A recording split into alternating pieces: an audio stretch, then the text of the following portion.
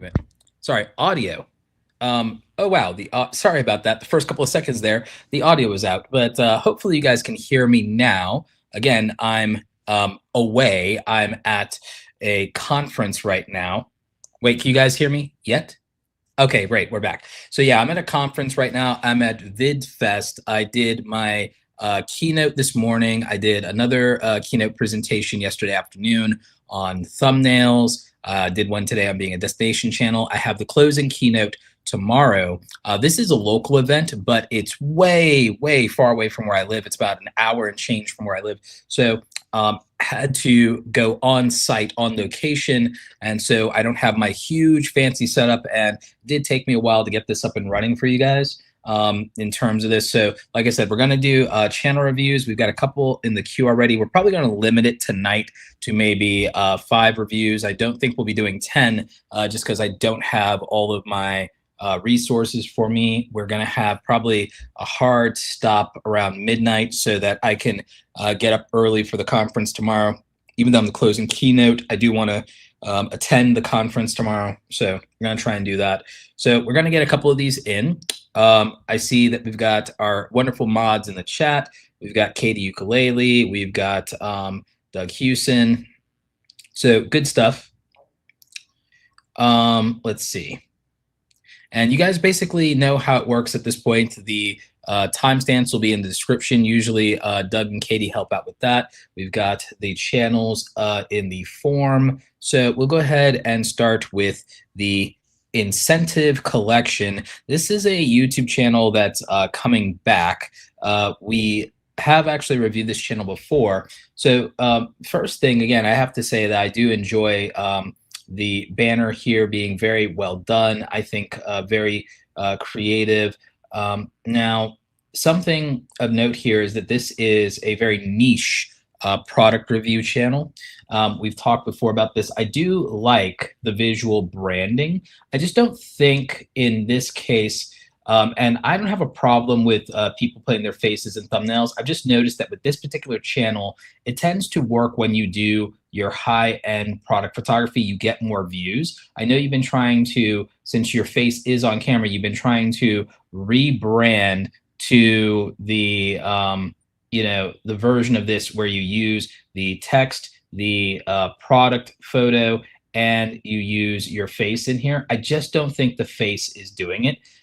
If you were going to try, I would A/B test this and say, go back to the style of thumbnails that doesn't use your face for one of the thumbnails in the A/B test, and then use the thumbnail with your face in the other A/B test, and then let the audience show you which one they're responding to more with what wins in the A/B test.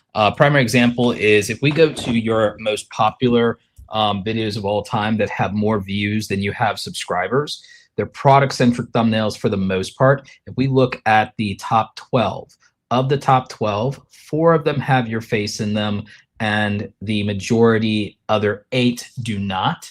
So overall, I don't think it's an absolute deal breaker. I understand you're trying to push through and you want people to recognize you as the creator.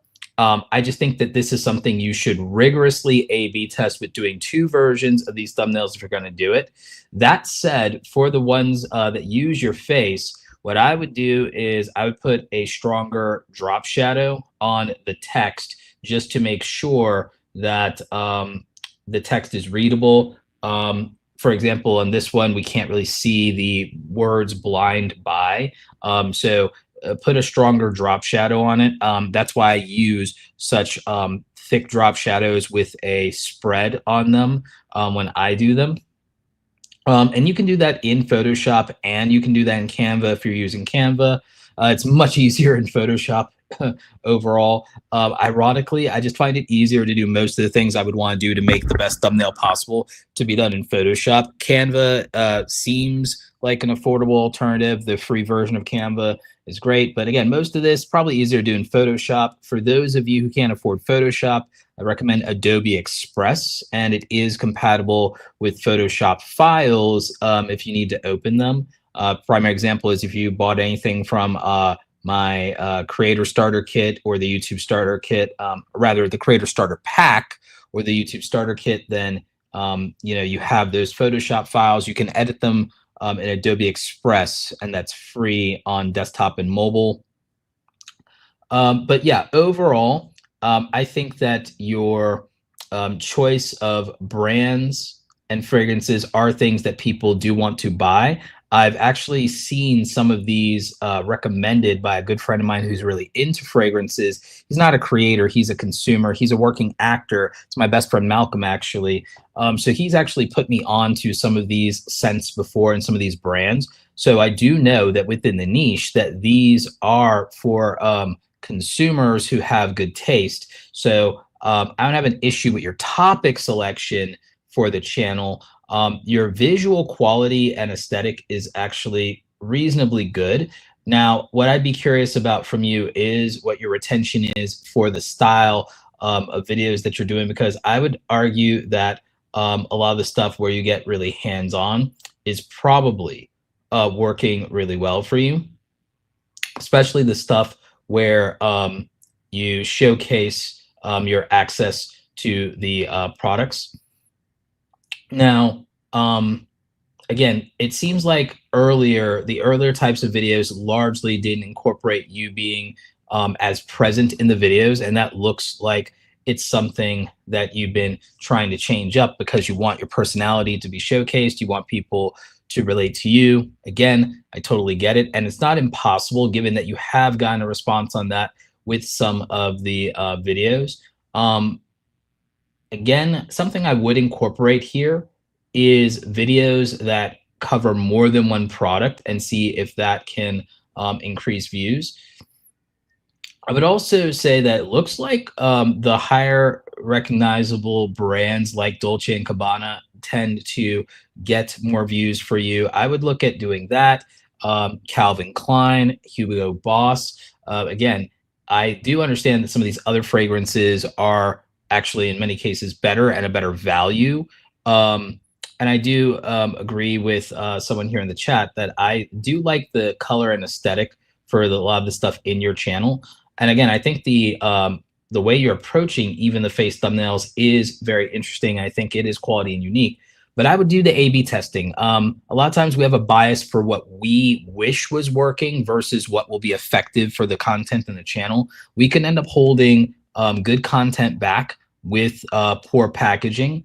And by poor packaging, I just mean packaging that's not working for our consumer, for our audience avatar. What we like or what we prefer and what the audience wants or expects are two different things. So again, I think that with a lot of this stuff, you go product centric. Primary example, the biggest tech creator is MKBHD, Marquez Brownlee. And even though he is world renowned and has over 20 million subscribers, he doesn't always put himself in the thumbnails. A lot of the times you'll notice that about roughly half of the thumbnails or more don't use his face, even though he has a recognizable and face and it has a lot of notoriety, that a lot of times he just doesn't use his face. He focuses on the product. So he splits it up. This is why I think A/B testing and going 50-50 would be good for you. In general, you could actually borrow a lot of his thumbnail concepts, even in the fragrance niche, just since he is a product reviewer. And this will work. I think having your hand and having the fragrance in hand has been your best thumbnail style, in the same way that having the phone in hand has been Marquez's best thumbnail style. And this is just his recent stuff. If I go to the most popular, and again, I'm showing you an example in a different niche that is a product review niche. Again, even among Marquez's most popular videos, not every single one of them has required his face to be the central theme in the thumbnail. It has been pretty much evenly distributed, that just having the product showcased in the thumbnail is clean and focused, not cluttered, and you know exactly what to expect from the video. And therefore, I would say if you borrow conceptually from this, and again, even looking at his latest stuff, and then you apply that strategy. Again, I'm not saying your face can never be in the thumbnails. I'm saying A/B test it on a 50-50 basis. And then you apply that to the niche around these scents and these cologne videos, that I think that the overall results and performance can be better, will be better, and it'll just feel cleaner. Again, your own most popular videos kind of prove this point from a packaging standpoint. So those are my thoughts for you. The InScentive collection. I again, this is where I do think there is some value in sometimes looking at what a larger creator might do in a different niche and how it can apply to you, at least as far as packaging goes, or something to that effect. Because I really don't think that the titles really need that much tweaking here, considering your previous successes. I actually think that it's a packaging issue. Your consistency is phenomenal. The production value is there. I think your personality is there. So the thing that I feel is that it's possible that the packaging of the thumbnails are not meeting the market just where they would be in terms of what they would value more and what will incentivize their click, at least in the higher numbers, the numbers that you might deserve. Because I think you could normalize getting more views than you have subscribers. That being said, your overall numbers, I think for a channel of your size, taking your most popular videos aside, your numbers are not terrible or god awful for how niche this subject is, and who would be looking for it, especially since you're not just milking the most popular and well-known brands like Dolce & Gabbana, Calvin Klein, Hugo Boss, etc. Those being some of the top fragrance brands for men that men would be familiar with. So with that in mind, I do think that there's still a lot of potential for this channel. Just like I said in your first review ever, the number of videos you have made may feel discouraging for how many subscribers you have. Don't. A lot of this is learning and lessons, and you have a prolific frequency of uploads. And I do think you are learning with your uploads, and you're also experimenting. So I think that that's actually fine. But I do feel like you'd get more views, more buy-in, more subscriber growth if the packaging is there. The other thing is some of these additional uploads look like that's primarily shorts. If we looked at your shorts overall, and again, your most popular shorts have far exceeded your subscriber count by a significant margin. And so that, since that makes up the bulk of your uploads, if we go off of your long form videos, I think that your long form videos are not underperforming. It could feel that way compared to shorts, but think about it like this. For those of you looking at shorts and thinking that shorts hurt your long form, ask yourself, if you have a restaurant, if beer sales hurt your burger sales. Think about it from that perspective. Beer sales don't hurt your burger sales, but they don't help them either, okay? So it's just that you're selling a different product in your inventory, and there's no reason that that product should help another product category. It just wouldn't. It's just that different customers want different type of things. Menus exist for a reason. So when you're providing variety in your menu, then you can have that expectation. You know, a lot of people will grow their channel with shorts and then complain about the performance of their long form views, and their conclusion is, well, the shorts is hurting my long form. When it's like, no, they have nothing to do with each other. Shorts help shorts, long form helps long form. The crossover is very minimal, and it's not particularly relevant. Again, I liken it to a restaurant where your beer sales have no impact on your burger sales, and your burger sales have no impact on your beer sales. So if you just think of it from that perspective, I think that that's healthier. But overall, InScentive collection, I think this is very well done. Welcome back to another channel review. And again, I think you have potential. I think some of this is a packaging issue on the long form, but I think overall it'll work out for you. And then again, these are also, every long form video you do is evergreen. It's a product review. These fragrances will stay in stock usually for a good while. It's not like other markets. From my experience anyway. And so this is also a niche buyer. Unfortunately, not nearly enough guys pay attention to things like the particular scents that they buy and what works for them. Again, I like things, for example, like I'll pick stuff that's a little smokier, more like sandalwood, for example, or something that might be a little more refreshing, something that might have more of, let's say, almost an aqua to it, but not something that feels antiseptic.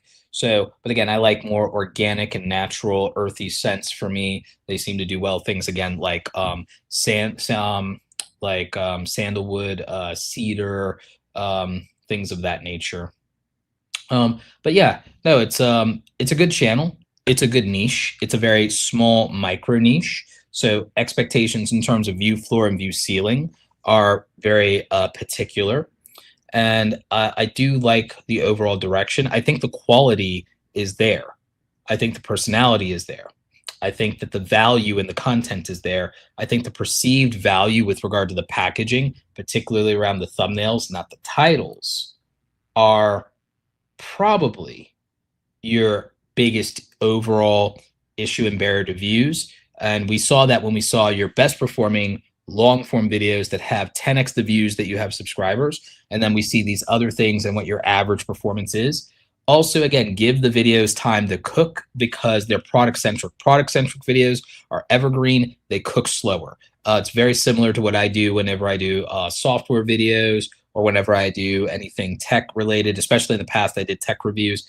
Everything is slow burn. A primary example is even with me having 600,000 subscribers, I did some tutorials earlier in the year that are just finally getting traction. One of the ones, for example, it got 1,400 views its first day, despite my subscriber count. Doesn't matter. It was a green screen tutorial. How much of my 600,000 audience actually uses green screen, and how many of them actually use Premiere Pro versus DaVinci Resolve or Final Cut Pro or a cheaper free video editing program? So again, I had to wait for 2 years, and that video has 360,000 views now. Videos I did on tutorials on adding background music and things to your YouTube channel, use copyright music legally. It's getting all its views from people searching for that particular thing. Those videos are finally clearing. One of them is almost at 30,000. One of them is almost at 50,000 now. But it took like 5 months for those things to get traction. They did not take off right away. Product-based videos, if you're not covering like a new product release or a product launch or early access to a product, especially in a niche category, in this case, men's fragrance is a very hyper narrow niche product. It's also not necessarily a cheap product either.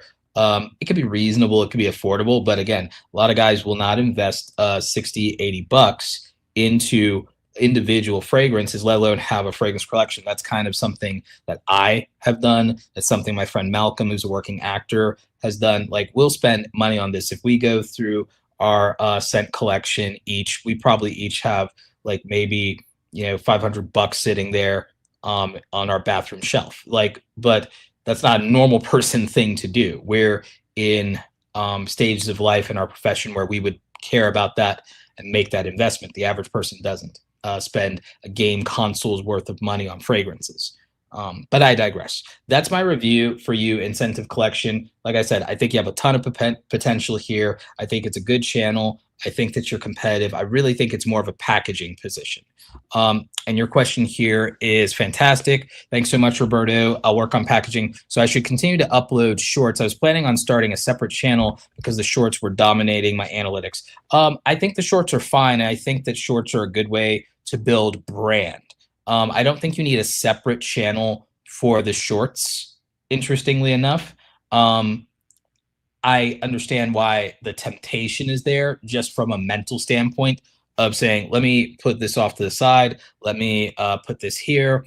And I think that that is something a lot of people constantly think about, is just separating these things. And I totally get it. If something feels like it's taking over your inventory and it's not the thing you personally wish was succeeding versus another thing you're more invested in, I can get that from an emotional standpoint. From a practical standpoint, I think it'll be okay, especially when you do get monetized. When you get monetized, something you'll quickly realize is that shorts ad revenue is increasing.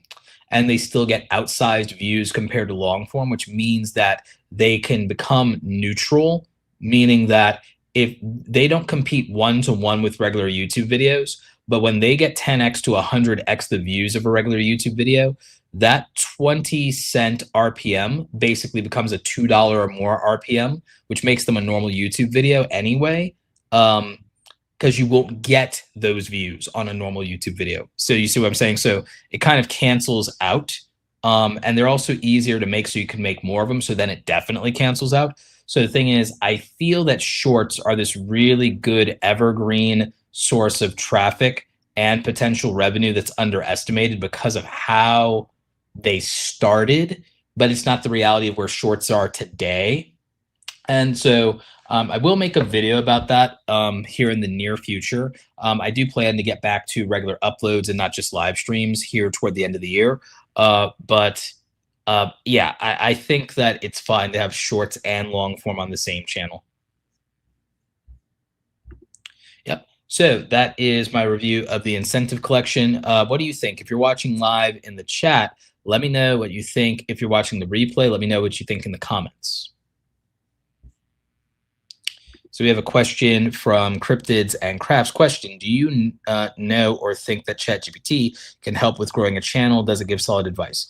It only can give good advice in proportion to how good the information you're feeding it is. If you don't give it good information or complete information and context on your channel, just like a human content strategist, the outputs that it gives you are based on how good the quality of information and context you give it is. If you were feeding it all of your YouTube analytics and you also were very, very good at communicating what you wanted to extract, then yes, the average person, even an intelligent person, doesn't always know what to ask to get good information out of an AI tool like ChatGPT. It can only work as good as the way you communicate. I'll give you a primary example. If you were working with a strategist or a freelancer, they can only produce a result as good as the creative brief and information you gave them. If a client provides, let's say you're a freelancer, let's say any of you are a freelancer, let's say you're a video editor and producer, let's say you're working with a company or a brand, isn't your work and what you produce only as good as the guidance and specifics that they give you? And if they give you incomplete guidance or poor guidance, or they don't provide you all the information you need to do your job well, or they leave out key details that would be important to you, things you would want and need to know before you invest time into producing the project or compiling the research, you can't really do your job well if they're not providing you with all the relevant details and information. They forget something, they leave something out, even if they don't mean to, right? Then you can't really do your job and you can't deliver a great product for that brand, that company, or your boss, correct? So ChatGPT is no different than working with a human vendor, employee, freelancer, whatever have you. It can only give you something as good as the information it has from you to work with about your intentions, your needs, and the information it has. So that's important. So can it work? Yes. I don't feel I compete with ChatGPT. In fact, ChatGPT largely relies on a lot of information about the creator economy that I provide, partly because you'd be shocked. Everyone thinks that all of these language models have trained on all of our YouTube videos. It's trained on a very small portion of them, because that's actually really difficult. What it trains the most on is written information.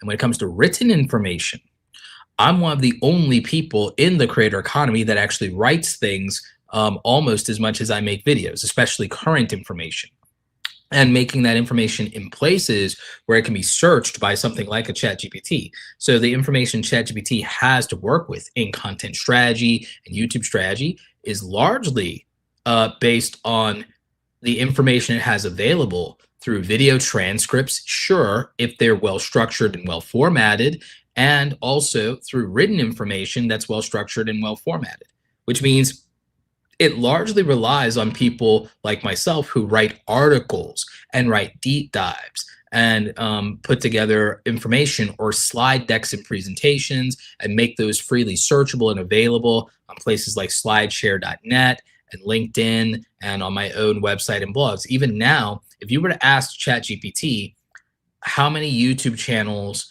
have 10 million subscribers, if any of you wanted to, and you asked ChatGPT or Grok or even Google Gemini, how many YouTube channels have 10 million subscribers in 2025, what you're going to find is it's going to reference articles I put out on Awesome Creator Academy roughly 2 weeks ago, because I put out the most current version of that information right now with the articles that I wrote a couple of weeks ago.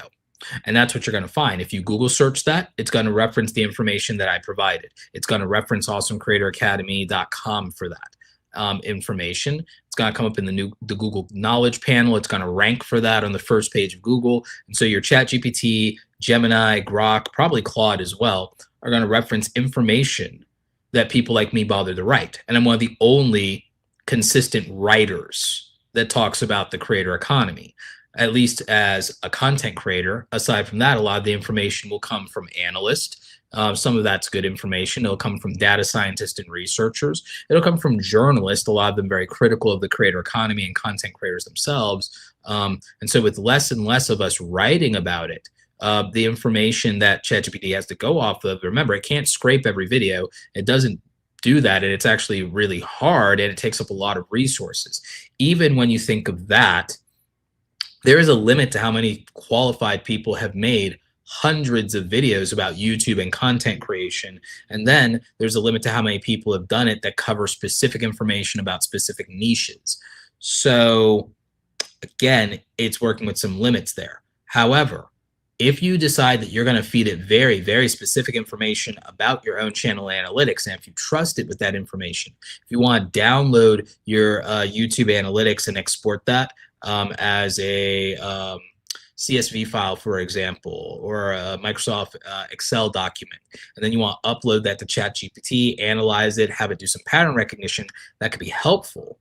But it's only as helpful as the questions that you're able to ask it, and in terms of the specifics of clarifying the goal that you want to achieve, the context that you want that in, the format you want it produced in, and then also the role you want ChatGPT to play, or whatever AI tool you're using. It could be ChatGPT, it could be Claude, it could be Grok, it could be Google Gemini. So those are my thoughts around that. I use it to help me in other ways with regard to categorizing and contextualizing information. I used it to help me with my matrix map when I was figuring out that there are 188 distinct niches in YouTube. We determined that, including hybrid styles, that there are about 12 styles of video that encompass all the styles of video you probably can normally make.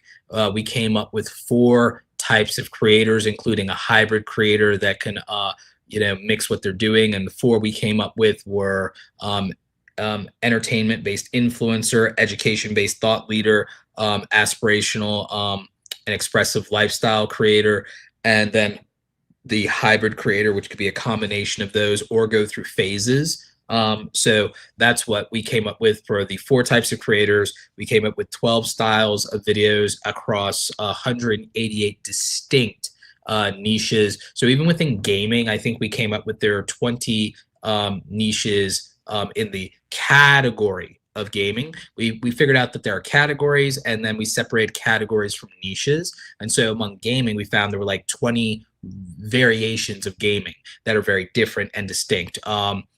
MMORPGs are different than JRPGs, are different than fighting games, are different than first-person shooters, are different than real-time strategy, are different than sandbox open world games, are different than so on and so forth. So it just goes on and on and on. So there's like 20 flavors of gaming, basically. So that was an example of why there are 188 distinct niches, at least as we identify them in Awesome Creator Academy, when we came up with our niche creator matrix, and then when we came up with the 12 styles, and then the 4 creator types, we came up with 25 audience viewer avatars or personality types for viewers. We came up with 25 of those. So again, I use ChatGPT for more advanced logic-based processing with contextualizing, categorizing information, building systems, building frameworks. For content strategy, again, it can be useful, but it really depends on what you're using as information for it to base its assertions off of, and your best bet is to feed it direct data about your channel. And so that's probably what you'd want to do.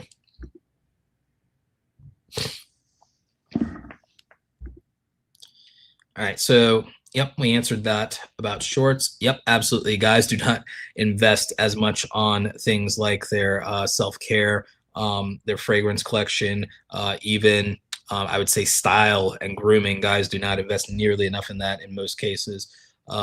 Guys could probably do better there.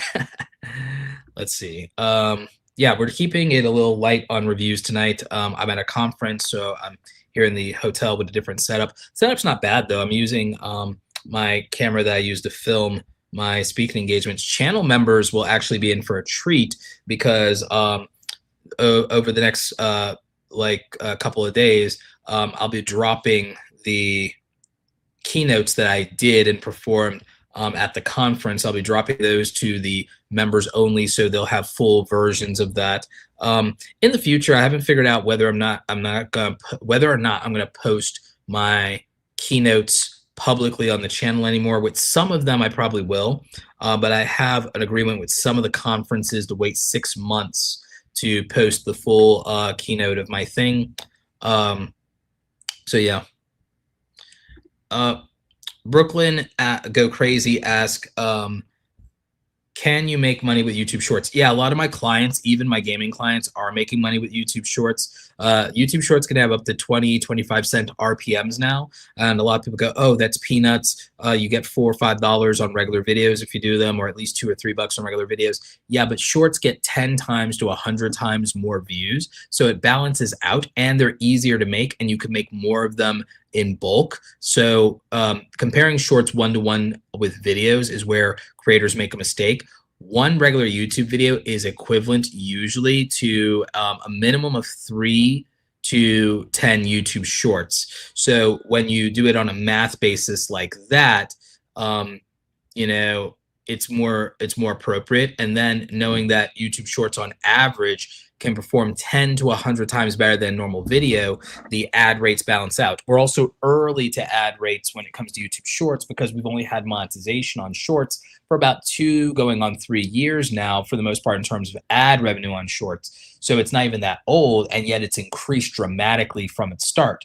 I speculate that within another 2 to 3 years, we'll be at 50 cents all the way up to potentially $1 for YouTube Shorts ad revenue. Why do I believe that? Well, the number of advertisers that will use vertical will only increase. Right now, there's a limited inventory of advertisers doing vertical ads in the first place for their marketing. That's going to change. More brands will just adopt that. It's just the truth, especially now that YouTube's getting 2 billion views a day on short form. Yeah, they would absolutely do that. So more ad inventory will increase the competition and the value of those ads over time.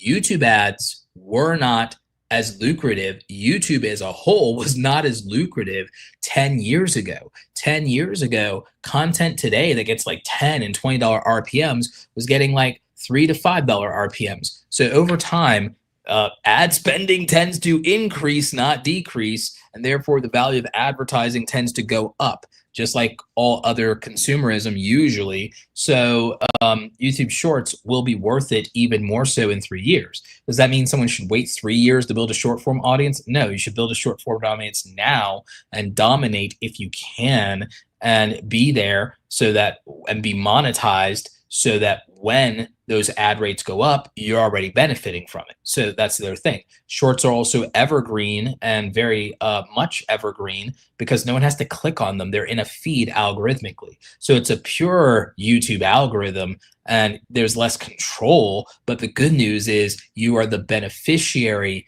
of circumstance there. I wouldn't say luck, but you're the beneficiary of a distribution method that doesn't have let's say selection bias, and Therefore, without selection bias and familiarity bias, or in some cases even recency bias, with people having to click on something, they scroll instead and they get served something up, your odds across probabilities increase. And that's why you tend to get 10 times to 100 times more views on a YouTube short. No one would click on that short if they had to as the only way to view it. But since that's not the way it's distributed, you benefit. So it's a different psychology, and people need to stop comparing it to long form. I get the temptation to do that. It's different.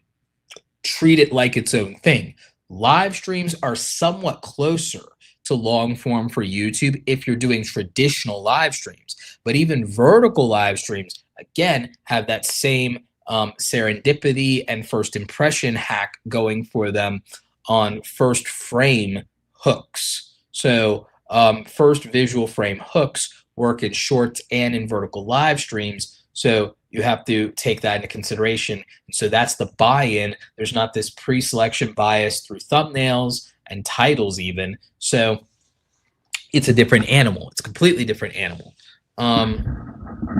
So you should treat it very differently in how you think about it, both in strategy and in monetization. The other way that people are making money with shorts is if they do product-centric things, they're using the YouTube shopping tags for shorts, and that's been working for quite a few people on the e-commerce side. So another something to think about. The commissions there are also higher with YouTube shopping affiliate than they are with Amazon. So that's another way people are benefiting from that. You'd also be shocked at how many people who have the personality for it are getting audience buy-in on super stickers and super thanks through their YouTube shorts. So for example, a donation in YouTube, like when I get super chats here, one super chat is equivalent to the revenue that you would make from 10,000 people passively watching your videos in many cases. So it's definitely more often than not higher than you'd get off of 1,000 people watching your videos. So even when you can get super chats in the horizontal or vertical live streams, every one of those, all right, so if you got like 5 super chats, it's no different than if you got 25,000 views for most of you. In some cases, it could be equivalent to 50,000 views for most of you. So from a practicality standpoint, more of you should be thinking in that way. A lot of you are overvaluing views. Views on long form are usually a tenth of a penny per view. If you have a high RPM over $10, okay, congratulations. It's 1 penny per view. Meanwhile, a lot of you are so hesitant to either do something that would allow you to get super chat donations, promote getting channel memberships, or even sell something directly to your audience for $5 or $10. Meanwhile, that $5 or $10 is equivalent to you getting a couple thousand views on a video. If you had a high RPM, then 1,000 views. If you have a low RPM, closer to 5,000, 10,000 views on a $5 to $10 sale. So you'd be better off selling things knowing 1 in 1,000 people buy it, but that 1 in 1,000 is worth it because they cancel out the other 999 passive people supporting with your eyeballs. One person who supports you with their wallet beats 1,000 people who only support with their eyeballs. And that's literal when it comes to the math. And this is, again, I know we're supposed to do some more channel reviews and we got them queued up here. But again, I wanted to give you guys that lesson because this question really teed me up for that. And it's a good lesson in the economics of content creation.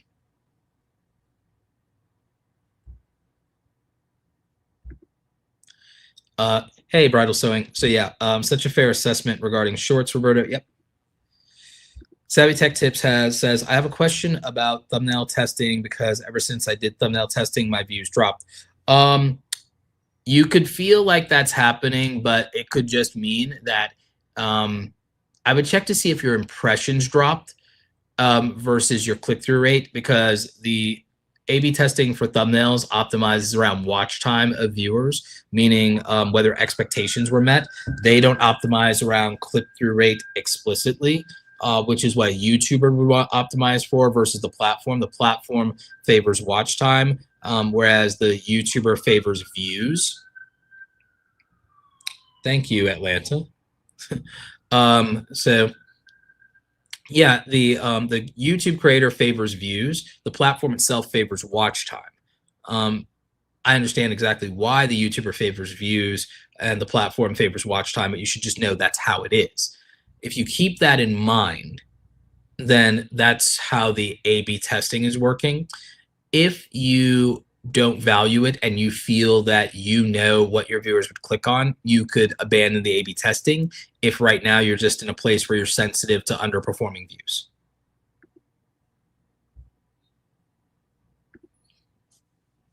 Brooklyn Hoop says, what I'm learning about YouTube is I compare it to the music industry. There's a few creators making money and the rest are scrapping for pennies. I started to see YouTube as a giant waste of time. No, I think you just have to look at it differently, because a lot of you are looking to YouTube purely. Most of you, your issue is you're treating YouTube like you treat a 9-to-5 job versus treating it like what it really is. And you're also treating YouTube as if it is the business model itself versus the brand building and marketing channel.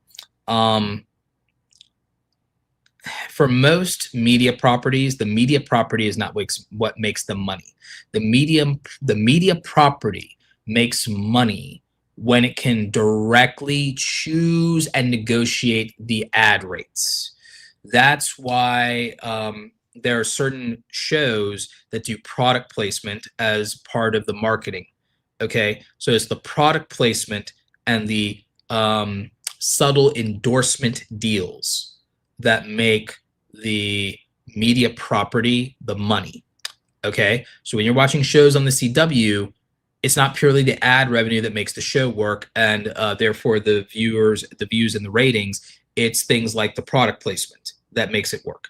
It is contracts where they do endorsements with the stars of the show, and the show actually takes a cut of those endorsements, whether you realize it or not.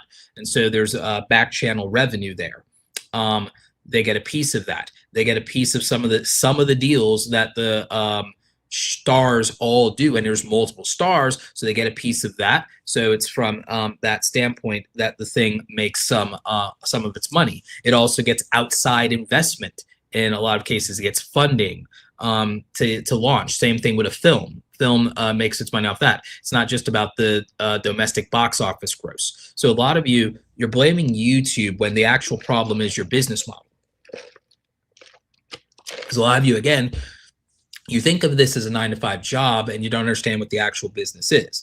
The actual business of YouTube is the fact that if you wanted to, 25 years ago, if you wanted the reach and access that YouTube provides, you had to buy airtime, and none of you could afford it. You had to do live streaming and broadcast, you had to be a multi-millionaire. 35 years ago, you had to be a multi-billionaire to be able to broadcast to thousands of people at a time, tens of thousands of people at a time, all over the world, was something that cost millions upon millions of dollars to do. Now, $30 a month phone will cover it.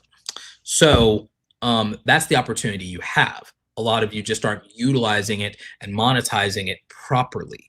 The correct way, from my point of view, to do this, and my business thesis of the creator economy and the business of YouTube is that you should be prioritizing the idea of reaching 1,000 to 10,000 people a day with content. So even if you're getting only 1,000 views a day across your entire channel, 1,000 views a day, a lot of you could be getting, from an analytics standpoint, as long as you're reaching like 10,000 unique humans a month.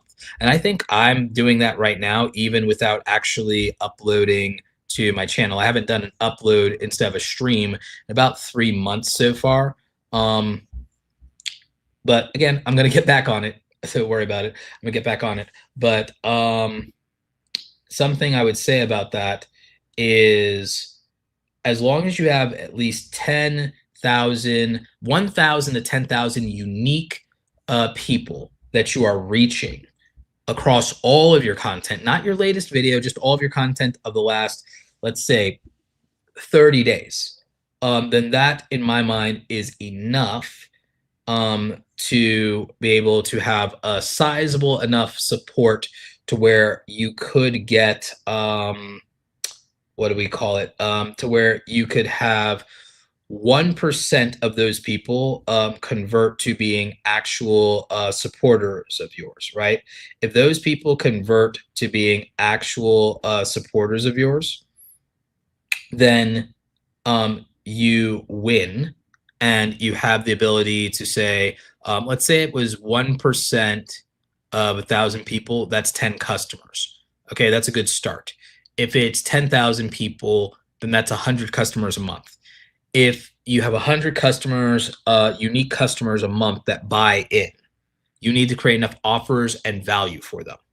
If those 100 customers, if the buy-in for them in a month is you can move $10, $20 worth of product, you're at $1,000 to $2,000. And what was your cost per acquisition of that?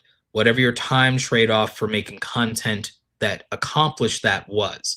So that could be a minimal amount of hours. Let's say from the working class creator perspective, you only put 10 hours, 20 hours a week into content creation. If you can accomplish that, then for 10 to 20 hours a week, you're making $1,000 to $2,000. But again, you have to be able to extract that value. The problem is a lot of you are trying to do this with AdSense. So let's say that what you're able to do is you guys were getting 1,000 to 10,000 visitors a day to your YouTube channel. And let's say your AdSense was $5 RPM. That's where a lot of you are going wrong. Or a lot of you, you're in niches, whether it's rapping or gaming, and maybe your RPM is like $2. That's where you guys are going wrong. Because at that rate, 100,000 views for you guys is $200, I think, maybe something like that. 100,000 views is like $200 for you. Now, if you're in a high RPM niche, 100,000 views might be $1,000, and that might be great, sure, on a surface level for 10 hours a week of work, but you're still thinking too small because you could still get the ad revenue, whatever that is. But a lot of you are over prioritizing the ad revenue.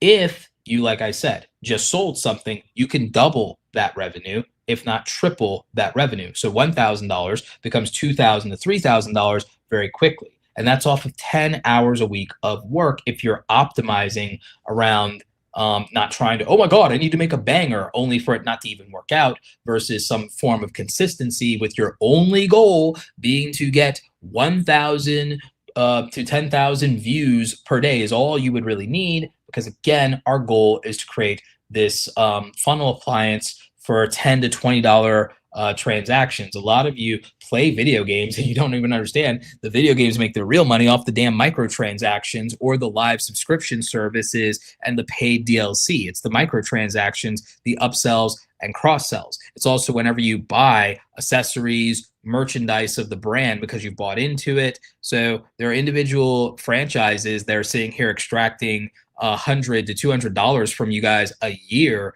as a brand that you have access to with content you consume. And you guys could literally be doing the same thing. And all you need is to have, like, if you had an LTV where throughout the year you're extracting $200 in LTV per year per customer, and you had, like I said, 1,000 customers in a year, 1,000 true fans that support with their wallet instead of their eyeballs. Boom, there you go. That's 200 grand right there. And then it's whatever your upfront cost of doing that is. And I'm not telling you all you have to have a digital product or anything like that. Even with physical items, you just have to have a price wherein at least the profit margin is $5 to $10. You can surely pull that off. And then again, if it's having enough variety of offers, then in microtransactions over the course of 12 months, $5, $10 here or there adds up. So again, even in musicianship, they do talk about the importance and the power of merch sales and how the merchandise sales have a better margin than the music does. And then the distribution model on this was also streaming. They go multi-platform. For musicians, they don't just limit themselves unless they got a deal with Spotify or Tidal or whoever. They just distribute wherever they're allowed to stream their music and then take royalties on that. It's the same thing with book publishing. I have a book. You try to distribute in as many places as you can. So it's distribution. YouTubers do the opposite of worrying about distribution. YouTubers decide that they have some brand identity to YouTube and that being a YouTuber is more important than being a content creator. And therefore, they narrow themselves into YouTube and they don't repurpose and redistribute to every platform that will pay. And so therein lies another problem in the economics of being a content creator. It's this thought process. So again, it's the business model. Then a lot of none of you have a radically expensive offer, as if there are no high rollers in your audience. You make nothing for the person that is in love with you and your content, that is willing to spend $500 to $1,000. They can't. You're so worried about the judgment from people who won't spend $5 with you that you have nothing to offer the person who will spend $500 with you. So again, it's the economics of YouTube that's the problem, and it makes it feel like you're wasting your time. But what it is a lot of you are wasting your potential. And a lot of it's because YouTube's culture is built by a bunch of theater kids under 25 and ignores the wisdom of people who are 45. Because it just sounds less fun, and no one likes to grow up and sell out. And then everyone wonders why the median age of a millionaire is 47 in this country. But I digress.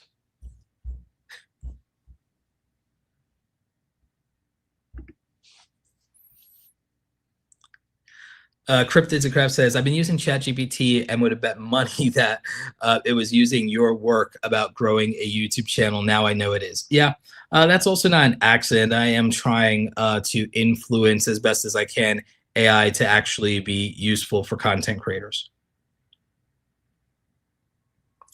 Daniel says, hi, Blake. I'm trying to start a channel about WordPress, but I'm a freelancer and my time is really short. Do you think it's worth it? I think having done help content in the niche of design and freelancing before myself, that it's actually worth it. The RPMs are actually really good, and you can get clients out of this for your services and things that you do. So what I would say for your situation is don't over agonize over the production. I would say film batch content and do it almost live to tape style, and minimize your editing and get very efficient at your editing workflow.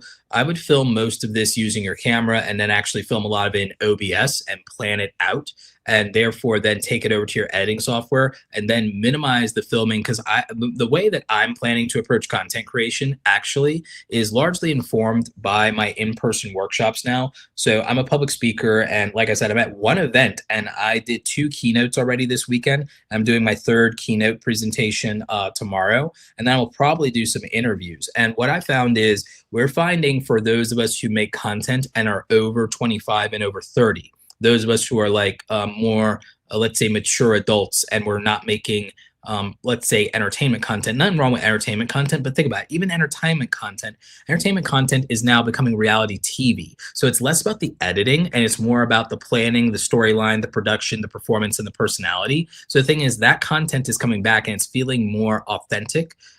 For educators, it's now, all right, so it's balancing authenticity, authority if you're a subject matter expert, practitioner, or just an elder. So it's authority, it's authenticity, and I would say that it's also the accessibility of the content. So can this person, if you're doing education, feel like it's accessible, like they're able to learn from you, like you're not talking down to them? If it's entertainment, does it feel like it is something that you don't have to be fully versed in to be able to start and get into the hobby or the creator or the niche, and like there isn't like all this lore and backstory that you need to know first? Is this just accessible, feel good, something where you can turn your brain off for that? Same thing for lifestyle. Oh, are these things attainable, or is this person just it should be aspirational but also attainable, and it should be authentic? So that's the spectrum. If you're doing lifestyle, it's really about you have to be attainable, authentic, and accessible. If it's education, you have to be authentic, authoritative, and accessible. And then for entertainment, I would say it has to be authentic, accessible, and I would say that to some degree, it needs to have an action bias of some kind. So that's why IRL content, reality TV, is winning on the entertainment side. Less polished content is winning, that's authoritative and from the heart, but authentic with educators. And then accessible and attainable lifestyle stuff is working in the lifestyle niche because people are kind of tired of seeing rich people do rich people things exclusively and feeling left out. They want to be able to have luxuries on a budget, so to speak. So even with me, one of my thought process around a lot of this is for education-based content, I want to film things more like you were attending one of my keynote presentations, or you were sitting down from a coffee with me and me giving you advice and that sort of thing. Or again, even with doing the channels reviews, hey, what if I sat down with you with the laptop and we went over your YouTube channel together? I want to try to create that vibe for it, because then that feels more authentic, it feels more accessible, and the actionable steps make it authoritative rather than just speaking from expertise, because it feels more tangible and realistic to do.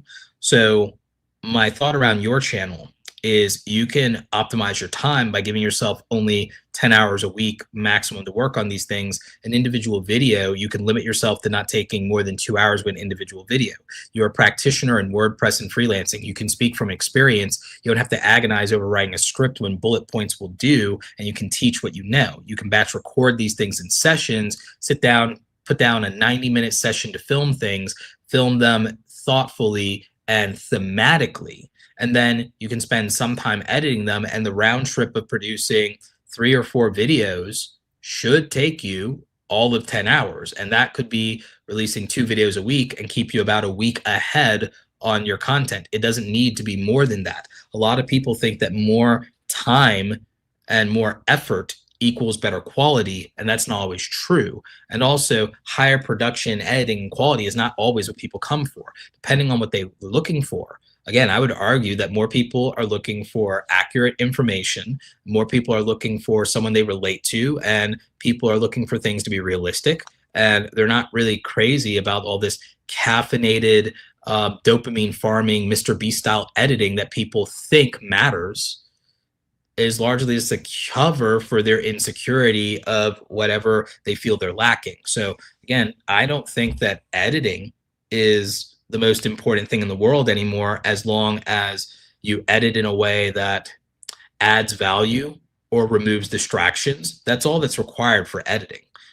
So I don't think people need to be as aggressive with the editing or lean on it. I think being efficient with the editing, especially if you're a working class creator, you have minimal amount of time, that'd be better for you and it would serve you better.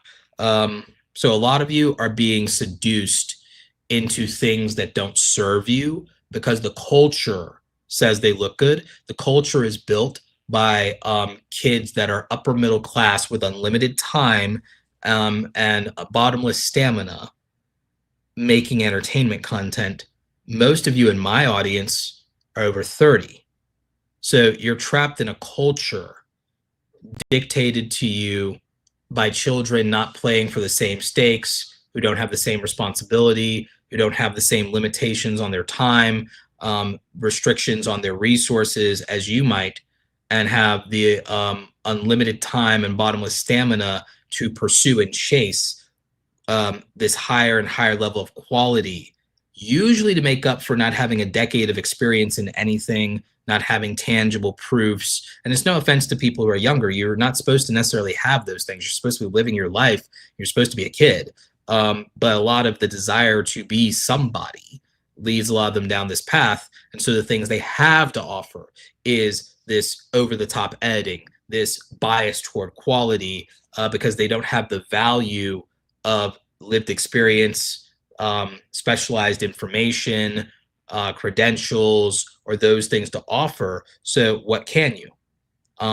High quality, high production, high editing, high performance, high energy, all those things favor and bias youth. There are exceptions to that. So if you're an older content creator and you have expertise in something, whether it's software, musicianship, public speaking, some specialized education or degree, your formula for success looks very different than that of a 25-year-old if you're 35, 45, 55-year-old. Same thing for, again, a 15-year-old doesn't play the YouTube game the way that a 45-year-old plays the YouTube game. Why would they? There's also things and niches that have a benefit if you stay in them for 15 or 20 years, and some that you can't sustain or that you would age out of if you stay in them 15 or 20 years.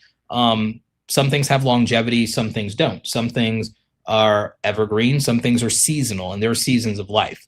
So if you're in a season of life where it only makes sense to spend 10 hours a week on YouTube, you should optimize your strategy and your style of content to make YouTube right-sized in your life. You should also optimize your business plan and strategy for that.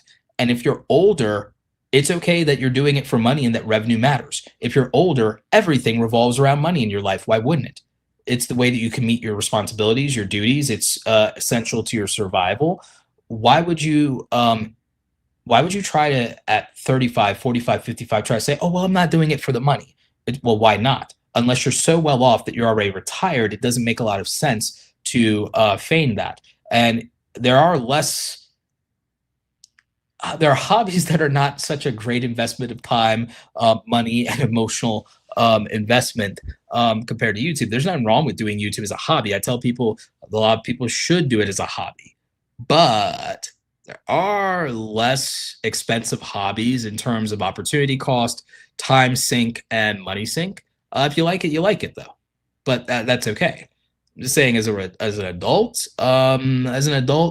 there is an upper limit to unproductive hobbies.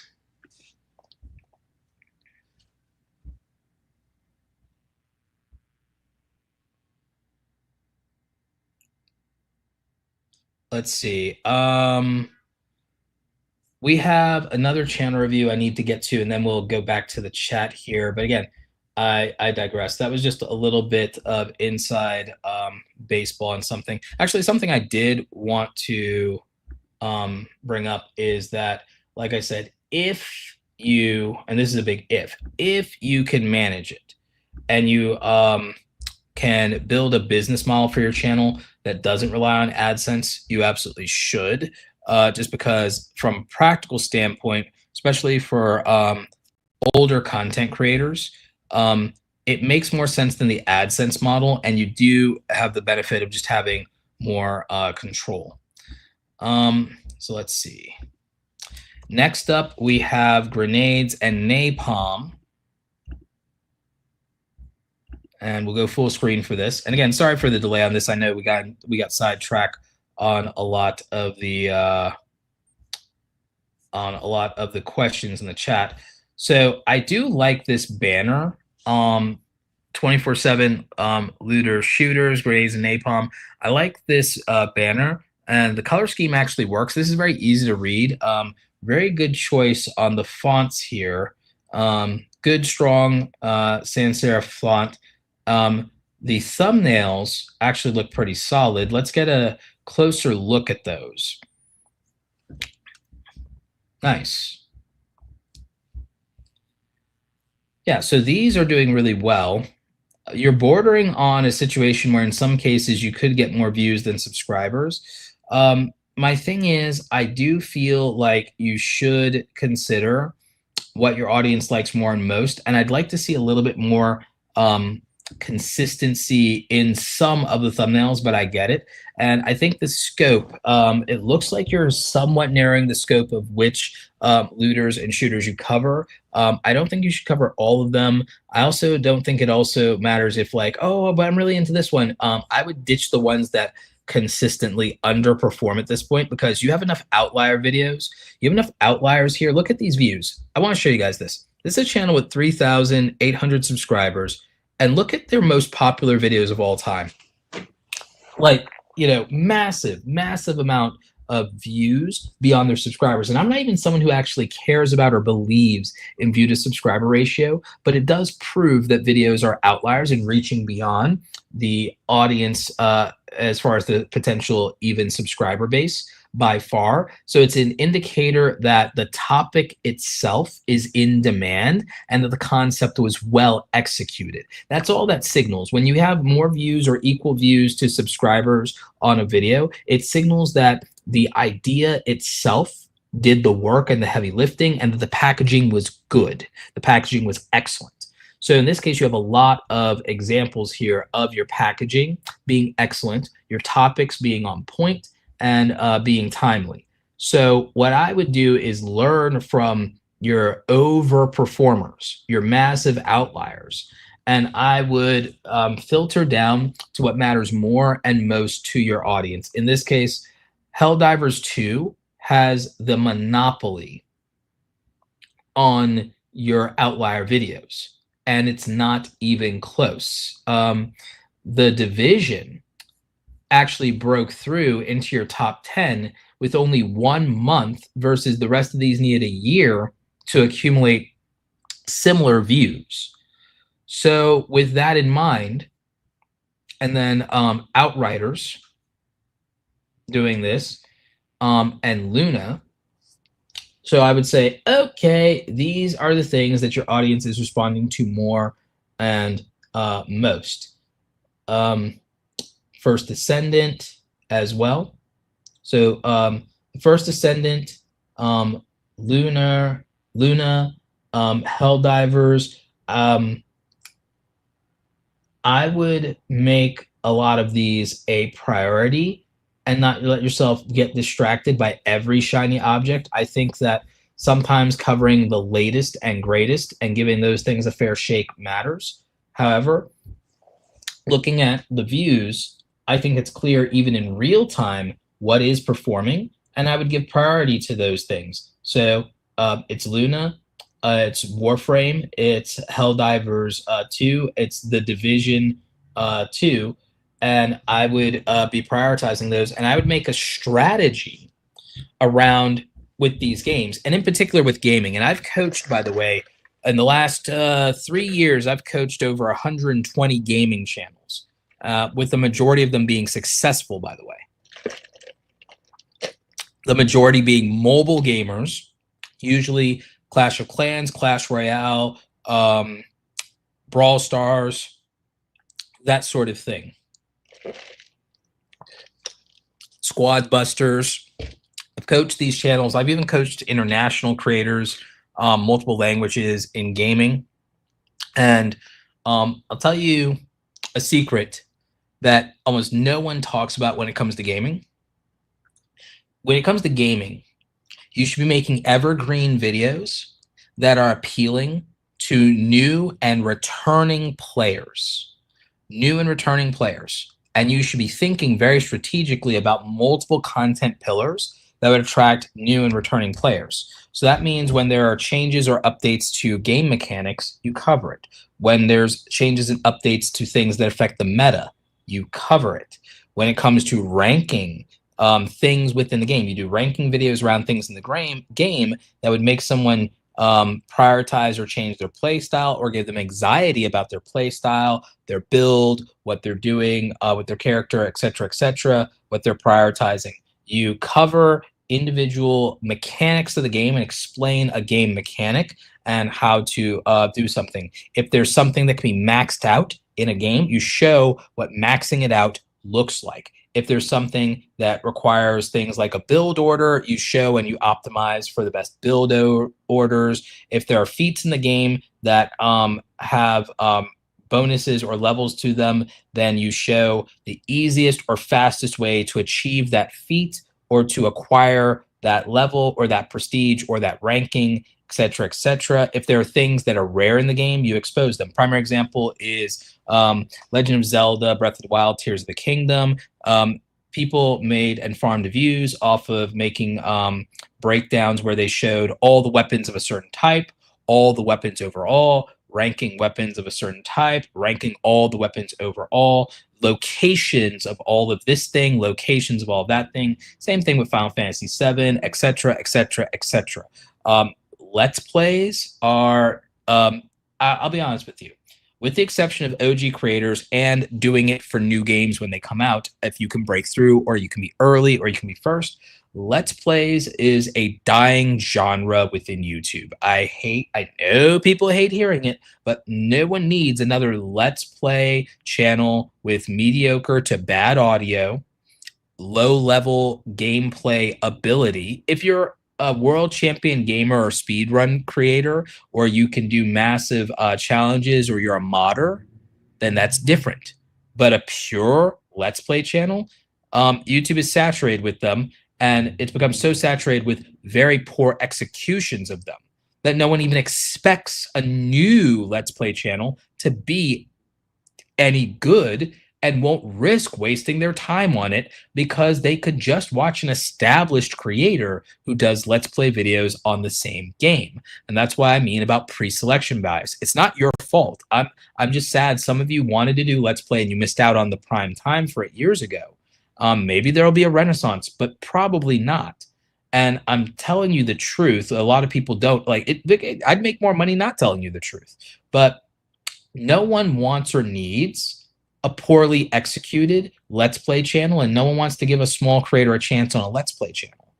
They will, however, give a creator that they haven't known sight unseen a chance on videos that can help them understand something they're struggling to do in the game, or something they don't understand because they came back to the game and it's different, or if they're trying to progress through the game, they will watch a video that allows them to do that.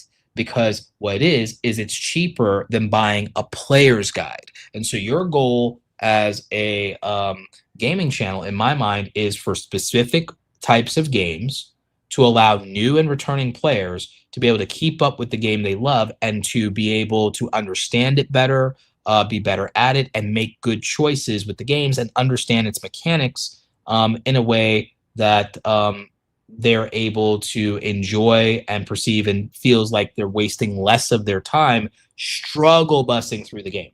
So keep that in mind. The thing I do like about your videos a lot is the packaging, but from a awareness standpoint of layout, be aware of these timestamps and start designing the templates for your thumbnails around the fact that the timestamp exists in the bottom right hand corner. General lesson for most of you in YouTube. I know that we do design top to bottom, left to right, but that bottom right hand corner that normally wouldn't be a problem in real life is a problem because of the YouTube timestamp. So just be aware of that. I'm glad that most of your text does stick to the top though for that. Again, I don't mind what you're doing with the Division 2 logo. It's just you have to always do it more like this one than like this one. But again, it's not a deal breaker. It's just it will be helpful. Again, overall, I think this channel is doing really well. Again, I just think you need to prioritize what matters more and most to viewers. And if something works, repeat things. Some of you are way too worried about being repetitive. I'm gonna tell you a secret. If you go to your YouTube analytics, you're gonna see 50 to 80% of your viewers are first-time viewers, not regular viewers. And that another section that you have more casual viewers than you do regular viewers. The myth of loyal subscribers is that it is a myth. It doesn't exist. It is not real if you're not a famous YouTuber already. If you're not a famous YouTuber already, there's no such thing as quote unquote loyal subscribers. Most of you, if you go into your YouTube analytics, will find 50 to 80% of all of your views were from non-subscribers to your channel, and that's okay. It's an opportunity for growth. It means YouTube is giving you exposure to new people over and over and over again, and that those people can become fans of your channel. So it's an opportunity. And so I would, I would prioritize that. So those are my thoughts about Grenade and Napalm. Hopefully you found that helpful. You say, funny enough, most of the thumbnails are made from your creator pack. Oh, nice. Well, that might explain why a lot of them do well. So nice. Yeah. Daniel asked, hey, bro, will this be recorded? Yes, I leave all my live streams up. So the answer is yes. And right now you can watch them and the replays on multiple platforms. So we have that. I don't know if this person was serious or not, but there was somebody, I think their channel handle was corrupt YouTube or something, or corrupt YT. For a minute, I thought it was this YouTuber corrupt, who actually is a Clash of Clans player that's actually really high up there, just because the name looked familiar. There's a YouTuber called Corrupt. I actually coached him a couple of times, and he's over well over 100,000 subscribers now. He plays Clash of Clans, and he makes a lot of videos that are either ranking videos or how to 3-star in certain arenas on the game, everything like that. Very good. He's been playing the game for a while now. I think he recently graduated from college, so he's on his way. I think he technically would be a full-time YouTuber right now that he's graduated college, or at least he could be. But I was mistaking the YouTube handle for that. But it's a question: thoughts on my channel exposing corruption at YouTube? Honestly, if that's something you want to do, then it's whatever you want to do. But here's my thought: is if you want to do an exposed channel and you want to go corruption, I don't think the ceiling of views for talking about YouTube as a social media platform is that high. I don't think it would be for Facebook or X or anything either. You may just feel very strongly or passionate about this, but here's what I would do. I would actually think you would be better served if you did channel that into doing political commentary and politics channel right now, probably for the next 5 or 6 years, because your opportunity there, one, your view ceiling is higher. And it's the governments of the world that are actually making laws that have to do with censorship and free speech right now, or potential changes to Section 230. It's the governments of the world that interfere with free speech on social media platforms in many cases. You saw that with X, formerly Twitter, and things like the pandemic and so on and so forth. And there's a greater appetite and a greater, broader audience for that. A primary example is if you look at the YouTube age gating thing. Turned out to be a nothing burger. Why? Interestingly, it'll affect the minority of viewers. The majority audience of internet users is now almost predominantly over 30. People over 30 are the majority population in the United States of America. Oddly enough, more than 50% of the American population are people over 30. I don't know that that's ever happened before. The global population of people is majority people over 30 right now. I believe that it's close to, it's not quite, but it's like close to 2/3 of the world's global population is over 30. It might be more, it might be 2/3 or more. I think it's the 2/3 or more of the global population is over 30. Certainly the user base of the internet, 2/3 of it's over 30 right now. You can look into this. You don't have to take my word for it. It's the majority. So, from a practical standpoint, things like YouTube's age gating that a lot of people on Reddit were really upset about. Reddit skews really young, though. So, of course, they're angry about it. It's teenagers to young adults that are primarily on Reddit. The majority of people over 30 have also had their accounts for a very long time. You have to be, to even use YouTube, you have to be a little bit over, you have to be over 13. So the overwhelming majority of legitimate accounts on YouTube are people who've had those accounts for more than 5, 6 years. So they clear the filter of not necessarily being thought to be under 18. So the small percentage of people affected by that issue meant that all videos about it had a lower view floor overall and a lower view ceiling. Same thing for almost every commentary thing about YouTube itself. It's a very niche market. Even my stuff that's more positive is a very niche market. The view ceiling is low for YouTube advice videos, let alone videos about YouTube's corruption or whatever. The view ceiling will be low. Meanwhile, there's unlimited ceiling if you delved into the realm of social commentary and politics. There's an unlimited view ceiling for that. There's an unlimited demand and appetite for it right now. There is, you get views whether people support your point of view or not. There are people who would hate watch. That's why right now People are farming that. If you were going to go with the YouTube centric stuff, you would be a YouTube commentary channel that exclusively focused on big creators. Look at More Pegasus. More Pegasus is printing generational wealth right now by talking about the biggest YouTubers. So it's not worth talking about anyone that has less than 1 million subscribers for the most part, because the views and commentary flow would be around the attention of people that are closer to being household names. And therefore, the view ceiling is extraordinarily high. The revenue is not bad.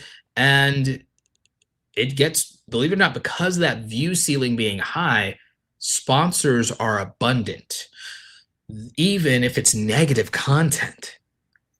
Therefore, just from a practical standpoint, if you're setting aside the fact that maybe this is something you're really into, I would just put my time and energy into these 2 other places, because the views will be higher, the opportunity is stronger, the revenue is higher, and especially in the politics and social commentary thing, I just believe there will be so much frustration and chaos over the next 6 years that there will be unlimited content for someone to do 3 to 8 videos a day that doesn't even take them 2 or 3 hours per day of work. I think someone would be able to have a 12-hour work week, produce 3 to 8 videos a day off of a 12-hour work week.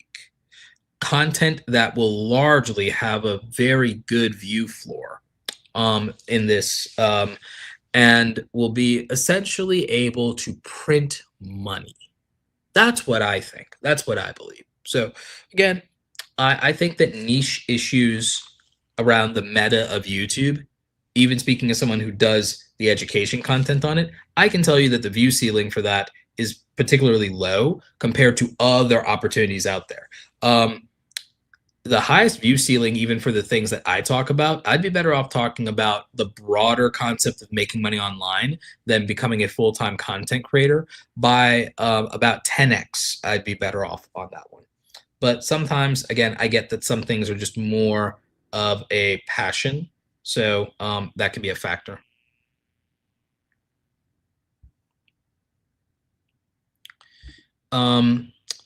Let's see.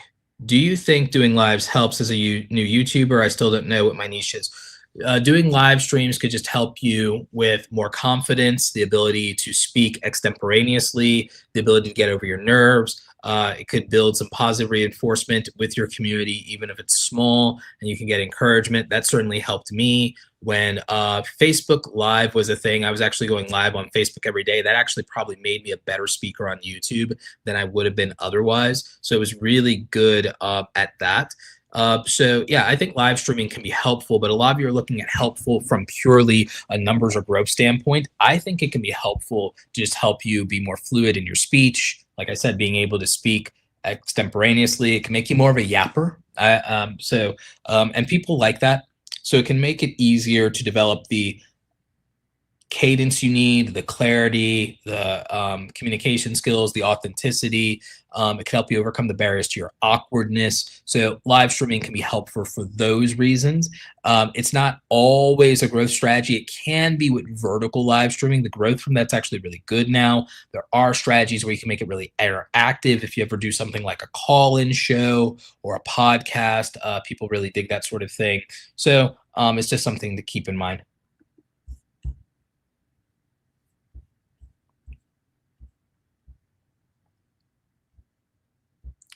Do shorts make money? Yes, they can and they do. Again, there are great examples of this out there. Jordan Howlett, Jenny Hoyos, all kinds of people make money for shorts. NC asked a question earlier. Is there anything we can do even prior to A/B testing to figure out our audience's expectations of our thumbnails and branding? Yes, you can study within your niche. The thing that I would probably do is I would look at 5 creators that are doing really well in my niche. I would go and find the YouTube thumbnail grabber, and I would go and find the 20 last thumbnails from them that did really good. I would download those from 5 different creators. That gives me 100 thumbnails, and I would put them up on some screens. For some of you, even literally just print a bunch of them out. print them out, look at the standard, the quality, and what they have in common, and then you'll know what the expectations are from a packaging standpoint on thumbnails, titles, and branding. So I would study 5 people in your niche. I would take this further and refine my Photoshop and design and photography skills until I can make from scratch versions of a lot of those high performing thumbnails from each of these creators, and say, I would test myself by saying, okay, I'm going to pick 5 of the thumbnails per creator, and I'm going to set aside time to practice over the next 12 weeks if I want to get good at this. I would set aside over the next 12 weeks, I would practice trying to recreate an exact duplicate of their thumbnails, not to post it to videos for my channel, but to find and develop my own methodology for recreating something at the highest standard possible from 5 of the biggest creators possible. And so then I would have acquired that skill, and I would have earned that skill and built my own workflow, methodology, and system for creating a result of their caliber. And that's how I would do it. You do the same thing, by the way, in that's how we do graphic design. That's how we did photography. I became a graphic designer. One of the things I did was I would go and I would find magazine covers, and I would recreate the magazine cover from scratch myself. So I would sit there until I could, okay, here's how to lay this out. Here's the typography. Let me do it with a different word. Let me see why or how they would choose this. Let me see why and do this. Let me take a photo that can do this, or find a stock photo. Let me recreate that. Let me build this effect that they have from scratch. How they do this effect, how they do that effect. You know, what's the deal here? I would recreate and reproduce that, not to pass it off as my own work in my portfolio, but to learn a method for recreating the technique and the result from scratch. So it's mimicry. We do the same thing in martial arts. Is, okay, we're going to perform the katas over and over until this becomes fluid, and we're going to mimic what we've seen be successful, and so we're going to emulate that. We do the same thing. So that's how I would improve my packaging. That's how I'd qualify what is the packaging my audience wants, is where they already giving their attention. That's the standard for getting their attention at the highest level. Cool. I will figure out how to learn the craft and skill of that. Now I will then internalize that and apply those skills to myself, and I'll make my own style and my own way of doing things, but I'll have the technique and craftsmanship to pull it off now. So that would be why. We do the same thing in photography with saying, okay, so that's why they light it that way, or though that's why they use those tools, those materials, that camera gear, that focal range, etc., etc. So, yeah.